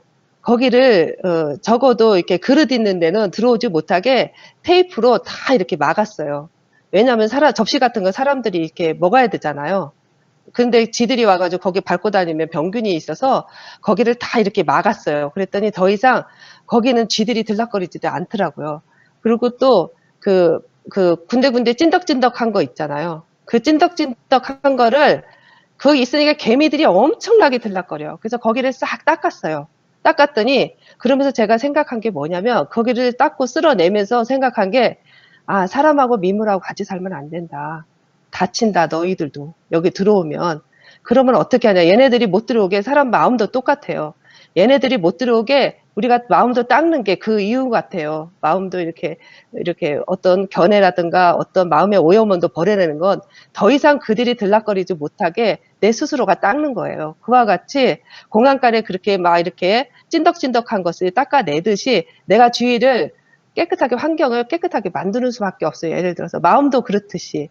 그렇기 때문에 그 부분은 내가 거기서 인내하지 못하고 닦지 못하고 거기에서 어떤 행위를 하지 않는다고 하면은 수행할 자신이 없는 거고 수행하지 않겠다는 거고 만약에 내가 거기서 마음도 마찬가지예요. 이거를 밖의 것이 아니고 안의 것이라고 생각을 하면은 금방 답이 나오거든요. 그래서 더 이상 그런 벌레들이나 나를 수행에 방해하는 것들이 들어오지 못하게 내가 거기서 청결하게 하는 수밖에 없어요. 마음도 그렇고 바깥 한게 안이나 밖이나 다 똑같아요. 그래서 그 부분은 그렇게 하시면 돼요. 그리고 조그만 그런 불편함이 있는 것은 조금 그렇게 인내를 하시고 이렇게 나아가시면 될 것 같아요. 제 생각에는.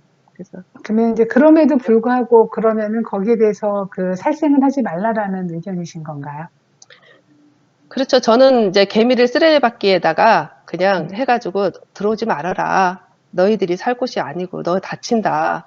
그러면서 나도 조심을 하고 그것을 이렇게 찐덕찐덕한 거를 닦으면서 그러니까 어떻게 보면 마음으로 내가 불러들인 거나 마찬가지거든요. 주위를 내가 환경을 갖다가 깨끗하게 안 했기 때문에 내가 다 불러들인 거예요. 그래서 그러면서 제가 그냥 이렇게 그 환경을 어떤 식으로 막아버리고 뭐 모기장을 치든 어떻게 하든 어떤 식으로 막아버리고 거기서 뭐 살생을 이렇게 한다든가 그러지는 않고 다 쓸어가지고 버리고 그냥 바깥에다 그냥 놓으면서 조금 이렇게 불쌍한 마음이 이렇게 생기더라고요. 그래서 그때 좀, 그때는 이제 눈물이 나더라고요. 그 개미들이 이렇게 쓰레받기를 이렇게 해가지고 버릴 때, 눈물이 났던 게 기억이 있어요, 지금.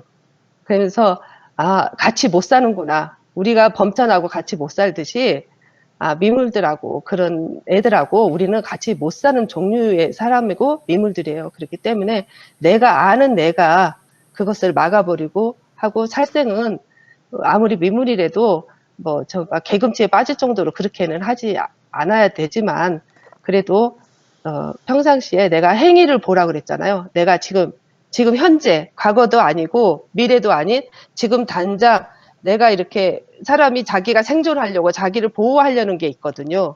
자기 생존하고 보호하려는 본능이 있어요. 그렇기 때문에 가까이 오는 걸 이렇게 습관적으로 탁 잡아요. 그래서 저도 예전에 그런 것 때문에 저도 스스로가 깜짝 놀랐거든요. 내 방어를 하는 거예요. 내 방어를 딱 하면서 그걸 탁 터내더라고요.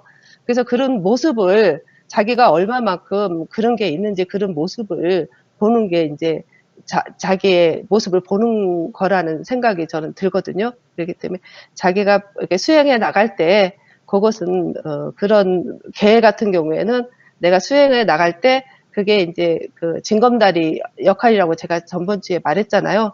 징검다리 역할이지 좀 방해가 된다고 하면은 좀 이렇게 좀 피하기도 하고 이제 이렇게 해서 그냥 편하게 그냥 해서 나가는 게 수행을 할 때 좀 원활한 것 같아요. 거기에서 뭐 단어 하나에 그런 거에 좀 묶이기보다는 제 생각은 좀 그렇고 예, 알겠습니다. 예, 그러면은 예, 그 부분은 이제 제가 조금 정리를 해보도록 네, 하겠습니다. 예, 예, 네.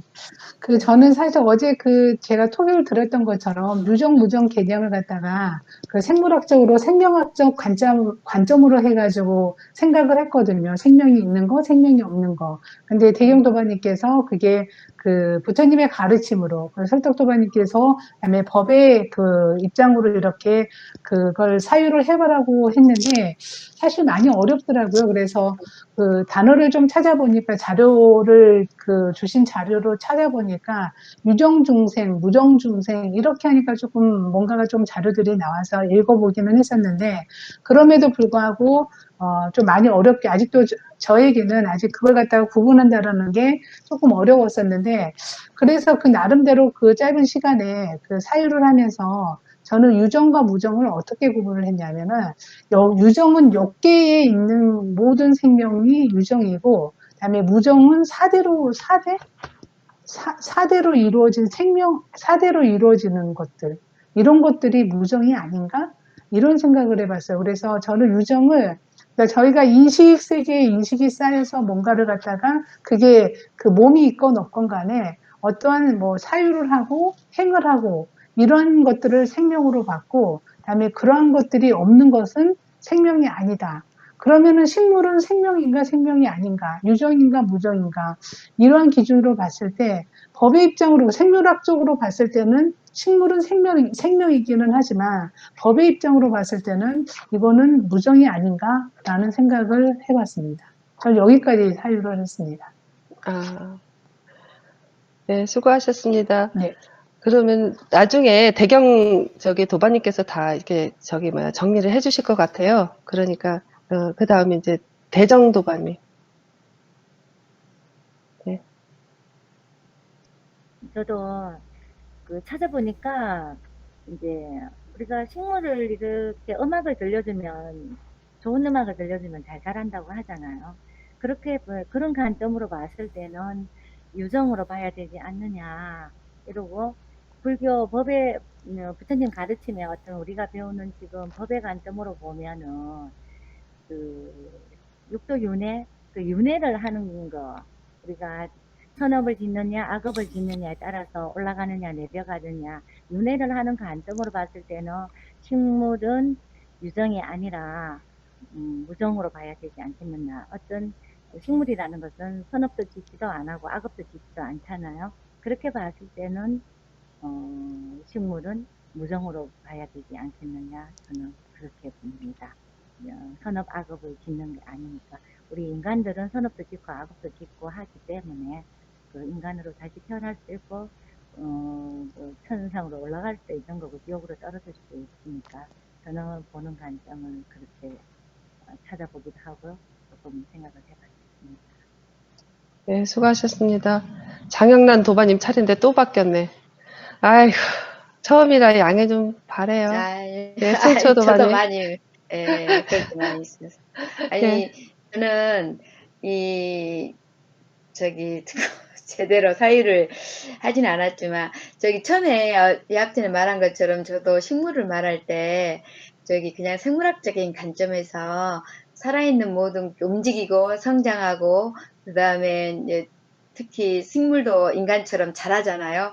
그래서 이제 유정이 있는 걸로 봤는데, 도경 도반님 보내주신 그걸 한번 읽어봤거든요. 그랬더니, 여기 뭐 유정 중생과 무정 중생이 나오는데 정이 있느냐 없느냐 이걸로 나누었더라고요, 스님이. 그래서 정이 있는 것은 뭐 이렇게 여기 보니까 정이 있는 것은 사람, 동물, 그 다음에 무정은 산, 강 이렇게 나누었는데 이걸 보고 이분 왜 이렇게 나눴을까 생각을 해봤어요. 그랬는데 의식이 있는가 없는가 의식의 차원으로 이제 들어가 생각을 해봤거든요. 이제 우리가 이게 수행의 범행의 차원은 몸은 여기에 있지만 물질적인 것은 여기에 있지만은 결국 의식의 차원을 높여서 열반을 성취하는 그 차원이잖아요, 수행이. 그러면 불교 차원도 의식의 이 물질 세계는 버리고 의식의 차원으로 들어가야 되지 않나. 뭐 식물도 물질이 있고 돌도 물질이 있지만 그것을 하나의 그런 차원으로 나누지 않고 의식의 차원으로 나눈 거 봤을 때 식물에게 의식이 있나 없나 이걸 생각을 해봤거든요. 그래서 생각을 해보니까 햇빛이 비치면 그 몸이 식물의 몸이 광합성을 하기 위해서 몸이 그쪽으로 자연스럽게 이거 의식의 작용일까 아닐까? 이제 이런 생각이 들었어요. 그래서 이제 거기까지 하다 말았는데 결국 제 결론은 뭐냐면 식물에는 의식을 높여서 높이 도달하고자 하는 더 높은 차원으로 도달하고자 하는 의지나 이런 것이 없다. 결론을 내려서 식물은 무정의 세계로 집어넣고 그 다음에 자기 의식의 차원을 높여서 향상하거나 떨어지는 이런 차원의 그 구조, 인간이나 동물이라면 유정이구나 하는 제 나름의 결론입니다. 그래서 저는 이거 이제 차원의 구분을 의식의 차원으로 나눴거든요. 여기까지 하다가 말았습니다. 다 잊어버렸는데 다시 과거를 끄집어냈습니다. 그 다음에 예. 예, 다 마치셨어요? 네. 예, 예, 수고하셨어요. 그러면 이제 제가 이제 말씀드려야 되는데요. 저는 이거 공부하면서 이렇게 뭐라 그러나, 이렇게 어렴풋이 이렇게 좀 안다 그러나, 확실하게 이거를 풀면은 참 재미있겠다. 그렇지만, 바쁘다 보니까 이렇게 조금 이렇게 깊이 못 들어갔어요. 그래서 이번에 어떻게 풀었냐면, 아까 승초도반님이 이어서 그 의식의 차원이 있잖아요.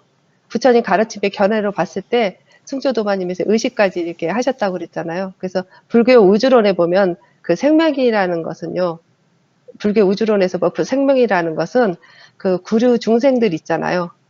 이렇게 구류 중생들, 그것을 부처님께서는 이렇게 생명으로 이렇게 생명이라고 이렇게 견해를 보시고요. 그 구류 중생이 이제 몸담아 있는 그 세계를 이렇게 우리가 기세간이라고 이렇게 하더라고요. 그 기세간에 있는 생명들을 이렇게 생명이라고 하고, 그래서 그 정도로 제가 사유를 했고요. 그리고 유정들은 유정이냐 무정이냐 이 말씀 하시잖아요. 근데 이제 일체법에서 보면은 이렇게 써 있어요. 일체법에서 부처님께서는 부처님께서 12입천은 일체의 본질의 문제를 해답을 일체에서 찾지 않는다고 그랬어요. 일체라는 거 보면 우주와 우주의 모든 것을 일체라고 그러잖아요. 바깥에 안에 거 상관없이 일체에서 찾지 않고 그 문제를 사유하고 그 문제의 해답을 탐구하는 인간의 의식에서 찾았다. 관심이 없는 거예요. 그 밖에 그것이 식물이 유정이든 무정이든 그 밖에는 관심이 없는 거예요. 그러니까 일체 안에서 일체 그 문제를 사유하고 탐구하는 그 사람의 인간의 의식에서 찾은 거예요. 그래서 일체 문제에 대한 문제는 자연 안에서의 문제가 아니라 바로 인간의 인식의 문제가 되기 때문이다. 이렇게 말씀하셨거든요. 그래서 일체를 그 식물을 유정인가 무정인가 노라는 것은요. 밖에서 있는 사람들이 노라는 거고요. 부처님 견해에서 노라는 것은요.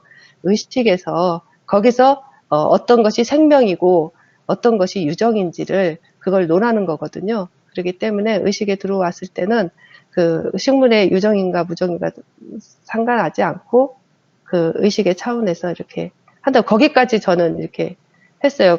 예, 이해를 했어요. 대경도반님 궁금합니다. 저희도 저도 그 설떡도반님 말씀하신 분 대부분 예, 동의하고요. 그 처음에 저도 이렇게 논의할 때는 그런 거 따졌어요. 생명의 기준이 이제 식물이 유정이냐 무정이냐 그것만 그 문제만 가지고 따졌는데 문제가 뭐냐. 설떡도반님 설명 너무 잘해 주셨는데 제가 조금만 저의 사유한 걸 생각을 말씀을 드리면 우선은 생물학적으로 보면 예전에 생물학 교수님이 한번 설명을 해주셨잖아요. 생물의 기준으로 보면 식물은 생물학에서 보면 생명이래요. 근데 불교 부처님의 가르침으로 보면은 이거를 논하는 것 자체가 사견이거든요. 중도의 관점으로 보면. 그러니까 유정이냐 무정이냐를 논하는 것 자체도 대승에서 논한 거지. 부처님은 어떻게 제가 이거 경전에서 한번 봤었는데 이걸 보고 그냥 지나쳤어요. 죄 문제가 해결이 돼서. 제가 나중에 찾으면 꼭 말씀을 드릴게요. 이렇게 나무는 제 기억으로만 말씀을 드리면 나무는 의지가 없이 태어난다. 그러니까 본인의 의지로 태어나는 게 아니다. 뭐 이런 식으로 설명을 하시고 뭐 쭉쭉쭉 이렇게 중생들에 대해서 특징을 이렇게 간략히 설명하셨거든요. 천신까지. 그렇게 봤으면은 결론은 얘가 열반으로 나아갈 수 있느냐 없느냐 우리가 그걸 목표로 하는 거잖아요. 그렇게 봤을 때 그렇게 중요하지 않아요. 식물이 유정인지 무정인지. 그리고 그게 생명을 그러니까 우리는 또 그걸 논했던 이유가 지계잖아요. 지계를 지키는데 생명이냐 아니냐 이것 때문에 논했던 거잖아요. 생명을 죽이는 행위인지 아닌지. 생명을 죽이는 행위에서 걸리는 그 생명은 경전에서는 사람이거든요. 가장 큰 이유가. 그리고 초목을 꺾지 말라는 건 생명을 죽이지 말라는 게 아니고 그 정명을 하지 말라는 의미에서 그렇게 했기 때문에 이렇게 그러니까 식물에 대해서 그렇게 논하는 거는 크게 의미가 없을 것 같아요. 열반으로 나아가는데. 근데 문제는 여기서 저도 생각을 해봤던 게 그러니까 대승에서 말하는 무정일지언정, 그러니까 식이 없을지언정, 그게 식이 과연 없느냐? 그렇게 보기가 어려운 게 어떤 부분이냐면 경전에도 무슨 나무신 나오고, 그러니까 니까에서 나와요. 그렇게 이렇게 그 신들이 나와요. 그 요정들도 나오고 그런 것들이 어디에 깃들어 있다 이런 것도 있고 실제로 그런 게 있기 때문에 무정이라 그래서 이제 대승에서 표현하자면 무정이라 그래서 그걸 함부로 대하느냐, 그러니까 생명으로 대하진 않더라도 그걸 함부로 대하느냐 그렇게 또 볼 수는 없어요. 그래서 우리가 이렇게 범행을 해 나가는데 그거를 해결을 하려면 아란이 되면 돼요. 그런 게 다 보일 테니까. 근데 우리는 그런 걸 볼 수 있는 눈이 없잖아요, 정확히. 그렇기 때문에 우선은 범행을 할 때 범행을 이제 시작한다 그러면 스님도 항상 말씀했지만 항상 조심하라 그래요. 그런 것들이 일반 사람들한테 영향을 안 주지만 범행을 하는 사람들한테는 굉장히 민감하게 이렇게 굉장히 민감해지니까 의식이 이렇게 접근을 하잖아요. 접근을 하는 것도 알 수도 있고 그로 인해서 이렇게 다칠 수도 있고 안 좋아지기 때문에 본인의 의식의 힘이 약하는 그 단계에서는 그리고 민감해지다 보니까 그런 거에 대해서 괜한 두려움도 갖고 이럴 수 있기 때문에 제가 봤을 때 이제 범행에 나아가는 데 있어서는 그런 건 조심해야 돼요, 당연히. 근데 유정이냐 무정이냐를 논하는 거는 좀 이렇게 열반으로 가는데 별 적은 없다 그렇게 보고 그걸 이제 바르게 이해하는 게 아까 이제 설떡도바님이 설명해 주셨던 일제법을 바르게 이해를 계속 하셔야죠. 함으로써 이제 선종으로 나아가는 그 힘을 키운다면 크게 문제가 되진 않을 것 같다는 생각을 해요. 그래서 이런 문제를 스님이 왜 냈는지 막 나중에 짜증냈거든요. 보니까 그걸 이제 알라는 거예요. 거꾸로 뒤집어서 이 문제가 잘못됐다라는 걸 좀 인식을 해서 나아가라는 거지. 거기에서 걸려서 이거 가지고 싸우라는 게 아니었는데 저는 처음에는 많이 이거 가지고 왈가왈부했던 것 같아요. 그리고 이게 아마 생물학교 교수님 강의를 안 들었으면 제가 일체법을 굉장히 감탄해서 한번 안거 때 오셔서 저희 때 설명을 해주셨는데 그걸 듣고 제가 그때 많이 이제 알았어요. 아, 이 관점이 완전히 틀리시더라고요. 이렇게 일체법을 굉장히 하시지만 생물학자가 보는 일체법하고 이렇게 부처님의 관점으로 좀 보는 일체법, 또 그게 또 완전히 틀려서 저는 새로운 공부가 됐었거든요. 그때 당시에. 그러면서 이해가 좀 많이 됐었던 부분인 것 같습니다. 예, 뭐, 이 정도로 제 의견을 말씀드리면 될 것 같아요. 예, 또 다른 분들이 또 그 말씀하시고 싶거나 토론하고 싶은 말씀이 있으면 해주세요. 그러면 금방 했던 식물이 유정인가 무정인가 이 부분은 정말 열반으로 가는데 아무 도움이 없는데 대경님 말씀 따라 문제 네. 왜 넣으셨어요? 왜 예. 넣으셨습니까? 스님 말 맞다나 한번 사유를 해보라고. 그러니까 이게 사견이라는 걸 알아야 된다라는 거죠. 그리고 이런 질문을 누군가 했을 경우에, 그리고 이제 대승에 계시는 분들이 막 하실 수 있잖아요. 그럼 저는 대부분 무기예요. 그냥 말 안 해요. 식물학자들이 질문이 그러고 있는데 말 안 해요. 예. 아까 그냥 괜히 싸움되니까. 예. 예, 대체에서 하는 말씀이 아까 그 식물은 탐욕으로 인해서 뭐 선업과 악업을 일체 짓는 게 아니기 때문에 그런 경우로 본다. 이게 대승에서 나오는 소리도 니까에서 저희가 본 건 아까 그 말씀드린 그 부분 말고는 없는 것 같아요. 그럼 니까에서는 스님들은 초목류나 시한류로 신포 가꾸는 일을 안 하셨잖아요. 하지 말라고 하셨잖아요. 그 나머지 시간들을 수행 정진에만 하라고 이거를 하지 마시라고 하신 건지 그렇죠. 그게 아니면은 정명에 걸리니까 하지 말라는 거지. 예, 말라는 계율의 정명인 거지 그렇죠. 생명이 아니에요. 살생하는 맞아요. 행위에 걸리는 게 아니고 그게 정명이어서 하지 말라는 거지. 그러면 계율을 나눌 필요가 없잖아요. 생명이 있으면 그거 다 들어갈 텐데. 그 엄밀히 따지면. 예, 저도 대경 도바님 말씀에 예, 정명 동의해요. 예, 정명 때문에 그렇다는 것을 예.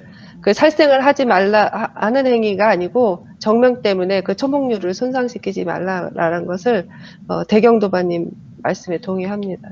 정명 때문에 그렇지만은 그 나머지 시간들이 많이 아깝게 생각해서 그 나머지 시간은 수행 정지만 하라고 예, 그렇죠. 예, 예, 그렇죠. 예, 예, 예, 예, 때문에 그렇게 하신 거죠. 그렇죠. 예, 우리가 예, 지금 예, 논했던 건 나왔던 건 유정무정 식물이 나왔던 건 계율의 살생하는 행위, 그러니까 생명을 해치는 행위에 식물이 들어가냐 안 들어가는 것 때문에 대부분 이것 때문에 사람들이 좀 논쟁을 하거든요.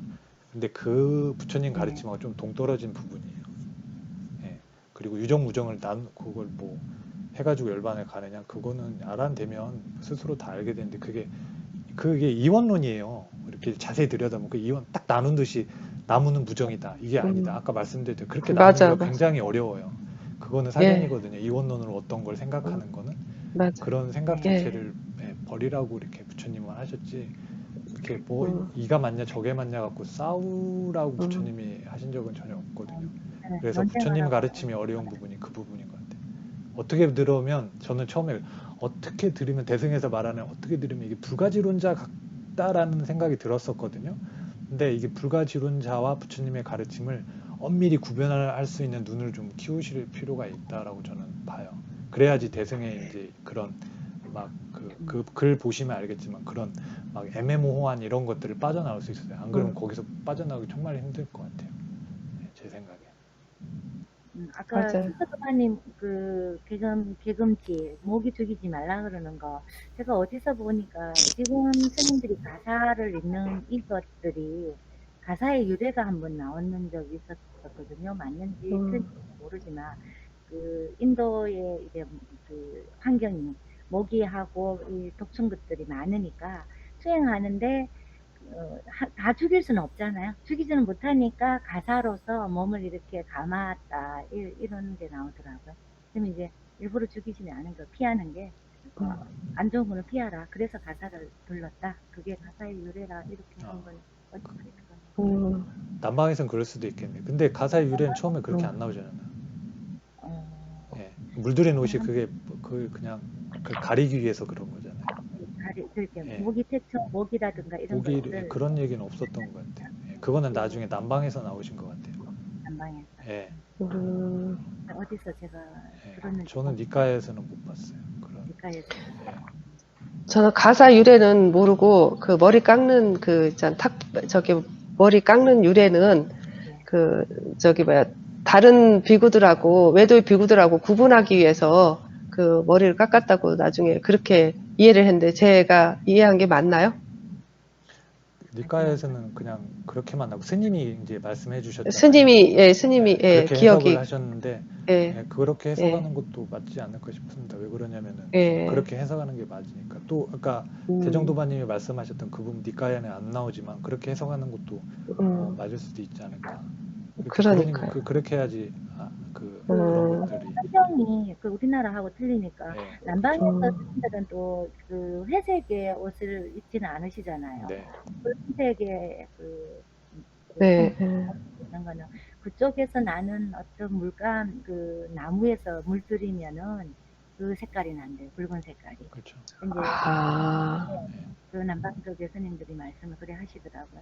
우리는 색깔을 있는데 그거는 불교가 저쪽으로 중국으로 넘어가면서 도교와 섞이면서 도교에서 도를 하는 사람들이 대부분은 회색의 옷을 많이 입거든요. 그래서 회색깔로 넘어와서 스님의 지금 우리가 입는 색깔이 많이 되었다고. 남방 쪽에는 거의 붉은 색깔을 많이 주변에서 많이 물들일 수 있는 그 색깔 옷감의 물감 그 색이 빨간색 그게 많죠. 붉은색. 그래서 남방에는 좀 다른 색깔을 입으신다고 하시더라고요. 범하나 네. 이런 쪽에. 그러면 또 의논하실 거, 그 궁금한 점이나 공부하시다가 같이 토론하고 싶은 거 있으시면 말씀해 주세요. 아니, 제가요, 네. 아까 되게 식물이 생명인가 아닌가 그 질문 받았잖아요. 그러면 네. 우리는 일반적으로 딱 질문지를 받을 때 본능적으로 그 질문에 이렇게 반응을 하거든요. 이거 긴가 아닌가 할 때 긴다 예. 아닌가 분류하려고 하는 의식이 본능적으로 작동을 해가지고 딱 기준점을 나누거든요. 그러면 그 질문 자체가 오류라는 것을 이 질문은 뭔가 잘못됐다. 이것을 보는 안목을 기르는 문제를 지금 낸 거잖아요. 이 자체 예. 논의 자체가 일제법에 의하면 지금 예. 옛날 제가 들었던 12처 예수님이다 뭐 이런 거 논의하는 아니 예수님이다 성자가 아닌가 이거 논의하는 것 이거 자체가 우리가 논의하는 일반적으로 세상에 논의하는 그 자체가 그것이 그 사견이다. 일제법에서 이렇게 좀 배운 것 같은데 그러면 이 질문 자체가 저기 사견에 의한 거라는 거잖아요. 그러면 이런 질문들이 앞으로 계속 많이 나오는 건가요? 아니, 우리 깊이 주민들. 생각하기 문제에 있어서 전 넣어놨어요. 그리고 그거 가지고 아니, 다른 일반 것도 사람들이 있나요? 많이 하니까 스님이 이게 일부러 질문 그런 문제를 전제가, 책에 네. 일부러 그런 문제를 몇 개 막 껴놨어요. 보면 나중에 어, 제가 하나씩 내드릴게요. 제가 그거 가지고 그러면, 네. 엄청 도반들하고 엄청 고민을 했는데 네. 결론은 음. 이제 스님의 뜻은 그런 동영상에서 한번 나왔어요. 제가 그거 갖고 열반을 왜 냈냐고 그런 거 그 질문에 스님이 빠져보라고 냈다 그러시잖아요. 근데 저는 열반은 빠져보랐다고 생각은 또 안 해요. 왜 그러냐면 목표가 열반인데 그걸 생각을 안 해볼 수는 없잖아요. 근데 그렇게 어떤 건 있냐면요. 그 경전에 어떻게 되냐면 열반은 어디에 있습니까? 이 질문하면 너는 그 질문의 한계를 넘었다 그러는데 그 질문을 안 하고 스스로 자기한테 열반이 뭐지 이거는 반드시 계속 고민을 해볼 필요는 있다고 생각해요. 그거를 밖으로 이제 질문을 하면 안 되죠. 더욱이나 아라한들한테. 왜 그러냐면 공부하기 싫다라는 거잖아요. 그러니까 왜 질문하지 질문의 한계를 넘어섰다라고 그렇게 대답을 했는지를 이제 알아먹어야죠. 가끔씩 답을 해줬는데 저런 답을 왜 했는지 못하는 경우가 되게 저는 가끔씩 있어요. 한 번은 이거 한번 생각해 보세요. 어떻냐면은 그 아누르타 존자가 막 설명을 해주세요. 막 설명을 해주는데 어떤 비구가 그렇게 물어봐요. 그 존자님은 이렇게 뭐라 그래야 되나 신통을 다 그러니까 이렇게 어디서 봤다고 말하신 게 아니고 직접 본인이 했다는 1인칭으로 말씀을 하신다. 스스로 이렇게 그런 신통을 가지고 계시지 않느냐? 이렇게 여쭤본 거 도리어 그걸 여쭤본 적이 있거든요. 그랬더니 아누르타 존자가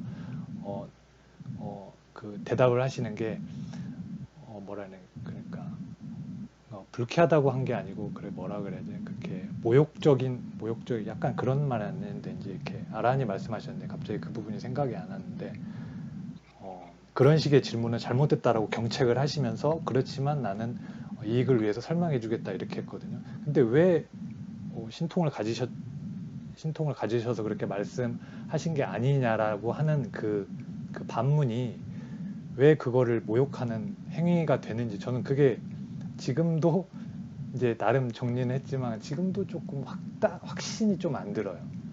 그래서 가끔씩 보면 아라한들이 이렇게 그런 거 보면 정말 이게 아라한들이 생각하고 답하는 부분이구나 이런 걸 느껴요. 정말 일반인들이 이게 왜 이렇게 대답을 할지라고 정말 깊이 생각을 안 하면 답이 안 나오고 쉽게 이렇다라고 답이 안 나오는 질문들이 있거든요. 그거 보면 굉장히 놀랍다라는 생각을 해요. 아라한들의 이 안목이라든지 말하는 이 언행이.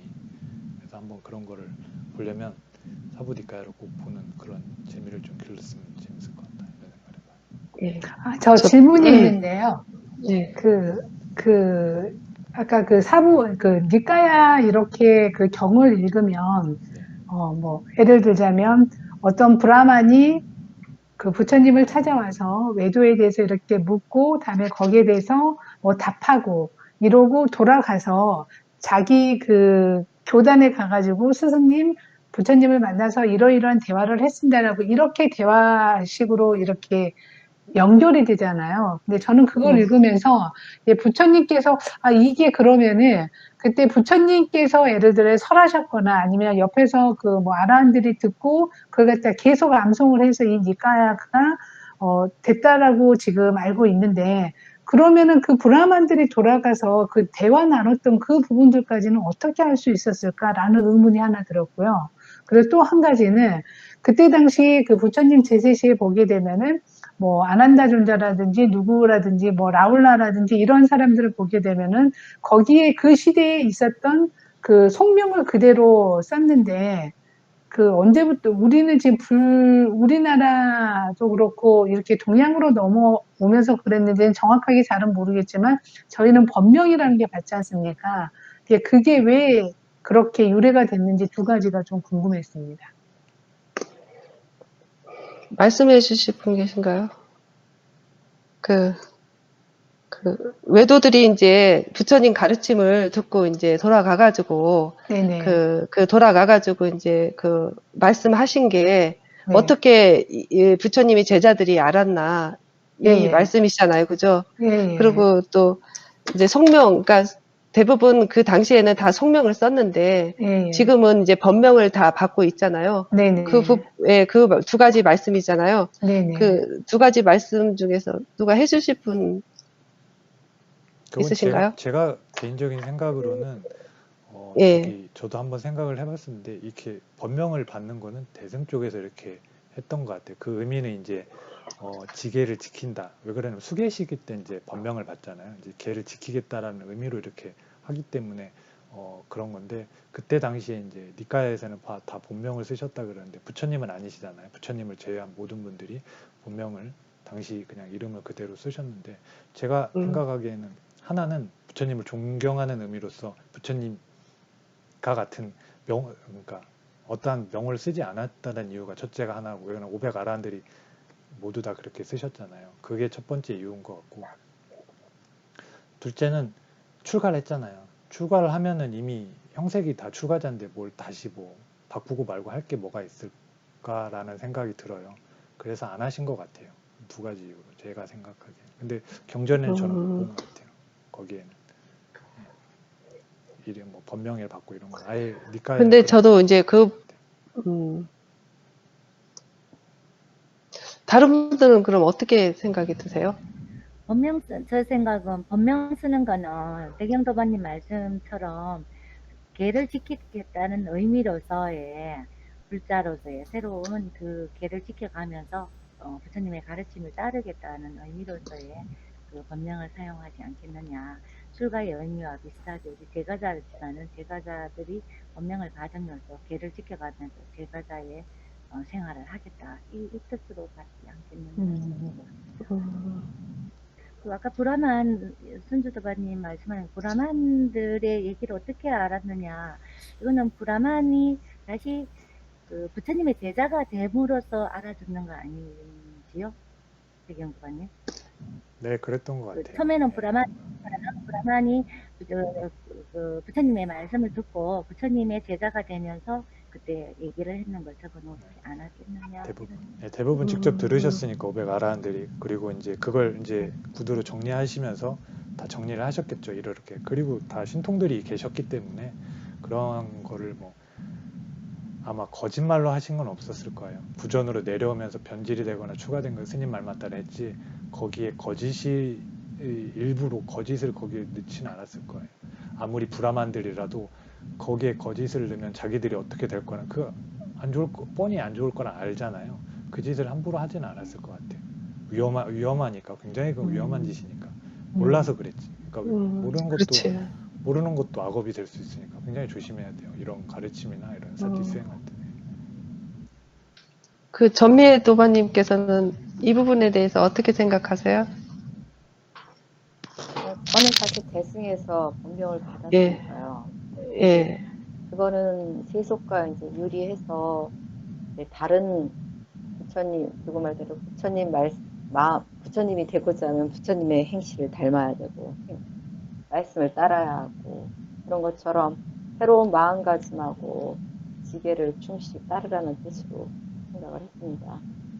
아, 그런데 참 한 가지 제가 질문이 있는 게, 예, 아까 그 식물이 그 무정과 유정 그 부분에 문제를 냈을 때 저는 사실은 그걸 조금 나름 진지하게 생각을 했어요. 왜냐하면은 불교 공부를 하면서 사실은 음식을 딱 대하게 될 때 이제 그런 여러 가지 이게 내가 이게 혹시 살생의 죄를 범하는 거 아닌가 어느 순간부터 가려지는 부분이 있더라고요. 뭐 그전에는 솔직히 말하자면 뭐 회라든지 이런 걸 거리낌 없이 좋아했었던 그런 부분도 있었고, 그래서 이거의 토론 주제를 보면서 저 같은 경우에는 이걸 조금 제가 어차피 이제 마음속에 걸려졌던 그런 제가 안목을 갖추지 않은 상태에서 좀 진지하게 생각을 했는데, 이 문제를 제기하신 거는 생명의 소중함을 한번 다시 학대해서 생각하라는 것일까?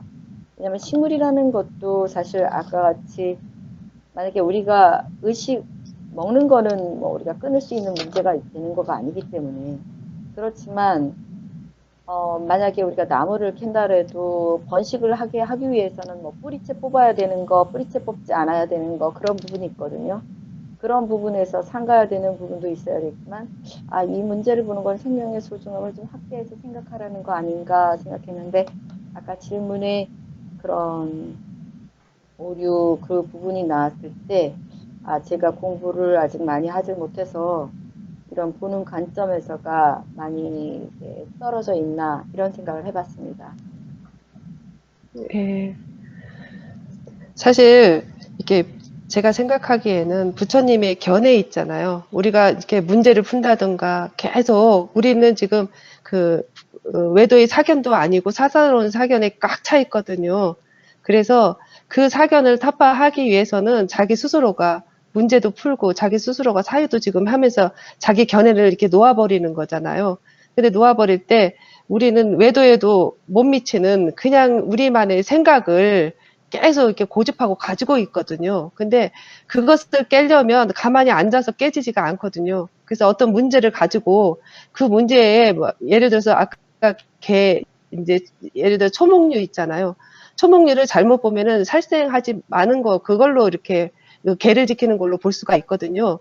근데 대경구 거사님께서 도바님께서 말씀하셨듯이 그것은 정명에 해당이 된다. 그러니까 부처님 견해는 이렇게 다른 거예요. 우리가 가지고 있는 견해하고 부처님이 견해는 이렇게 다르기 때문에 우리가 깊이 문제를 푼다든가 사유하는 것은 그 정견으로 가는 길목이거든요. 그래서 계속 깊이 문제도 풀고 이렇게 나아가야지만 부처님 가르침에 이렇게 가까이 이렇게 다가갈 수 있는 것 같아요. 그래서 우리가 이렇게 토론하는 것도 그렇고, 그래서 계속 이렇게 하나하나씩 깊게 토론을 하다 보면은, 이렇게 세속에서 이렇게 가지고 있는 어떤 사사로운 그 사견을 좀 버리면서 이렇게 정견으로 이렇게 좀, 의식이 그쪽으로 조금 더 이렇게 할 수 있지 않나라는 이렇게 생각이 이렇게 들었어요. 그래서, 예. 그래서 지금은 우리가 토론하면서 그런 이렇게 자신들의 그 견해 있잖아요. 가지고 있잖아요.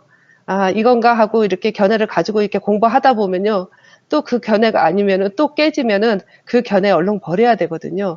그게 이제 우리가 지금, 공부를 하는 이유고요. 우리가 그 열반이나 그 아라한이나 그 사형 사관은 아직은 우리가 못 미치잖아요. 거기로 가기 위해서는 이런 과정이 이렇게 가야지만은 이렇게 되거든요. 그러니까 우리가 아까도 제가 말씀하셨듯이 자기가 가지고 있는 그 생각이나 이런 것을 좀 놓아버리는 연습을, 그렇게 하고 그 고집을 놓아버리는 연습을 계속 우리는 끊임없이 스님이 내준 문제를 통해서 끊임없이 놓아버리면서 이렇게 가야 되지 않나라는 이렇게 생각이 이렇게 들더라고요. 그래서 61강도 계속 들어도 놓치는 부분이 많더라고요. 저도 예전에 많이 들었다고 뭐 진짜 도바님들도 뭐 쓰면서 했잖아요. 저도 사실 쓰면서 했어요. 하도 이해가 안 돼가지고. 그런데도 지금 보면 또 달라요. 그러니까 내가 지금 가지고 있는 견해는 그것은 어떻게 보면 정견일 수도 있지만 대부분 제가 경험하기로는 사견일 가능성이 많더라고요.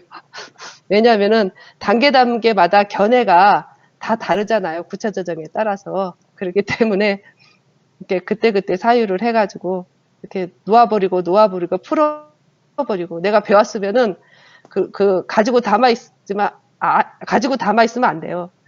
스님도 계속 당신이 그게 비록 지금이 정견이라고 생각해서 이렇게 푸시잖아요.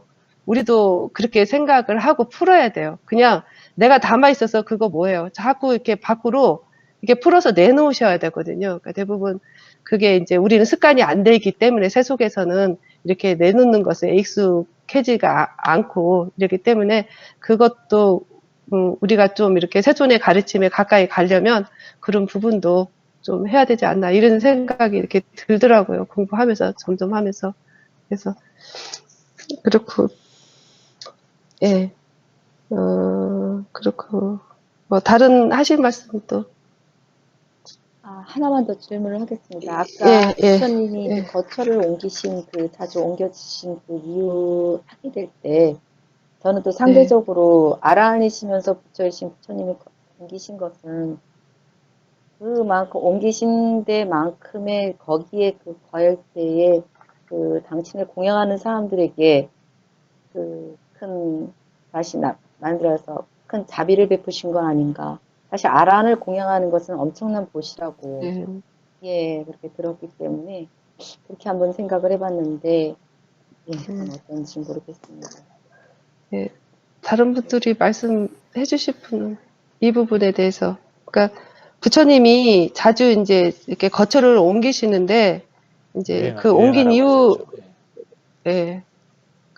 한 곳에 이렇게 예, 아까 제가 말씀드리면 대경 도반님이 이렇게 방금 말씀하셨듯이 법을 한 곳에 있으면 그 분들한테밖에 접이 안 전해지잖아요.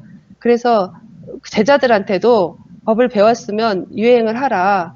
대신에 두 사람이서 같이 가지 말고 따로따로 가라. 이렇게 말씀하셨거든요. 그래서 대경 거사님이 도반님이 말씀하실 때 법을 전하기 위해서 한 곳에 이렇게 안 머무신 것 같고요.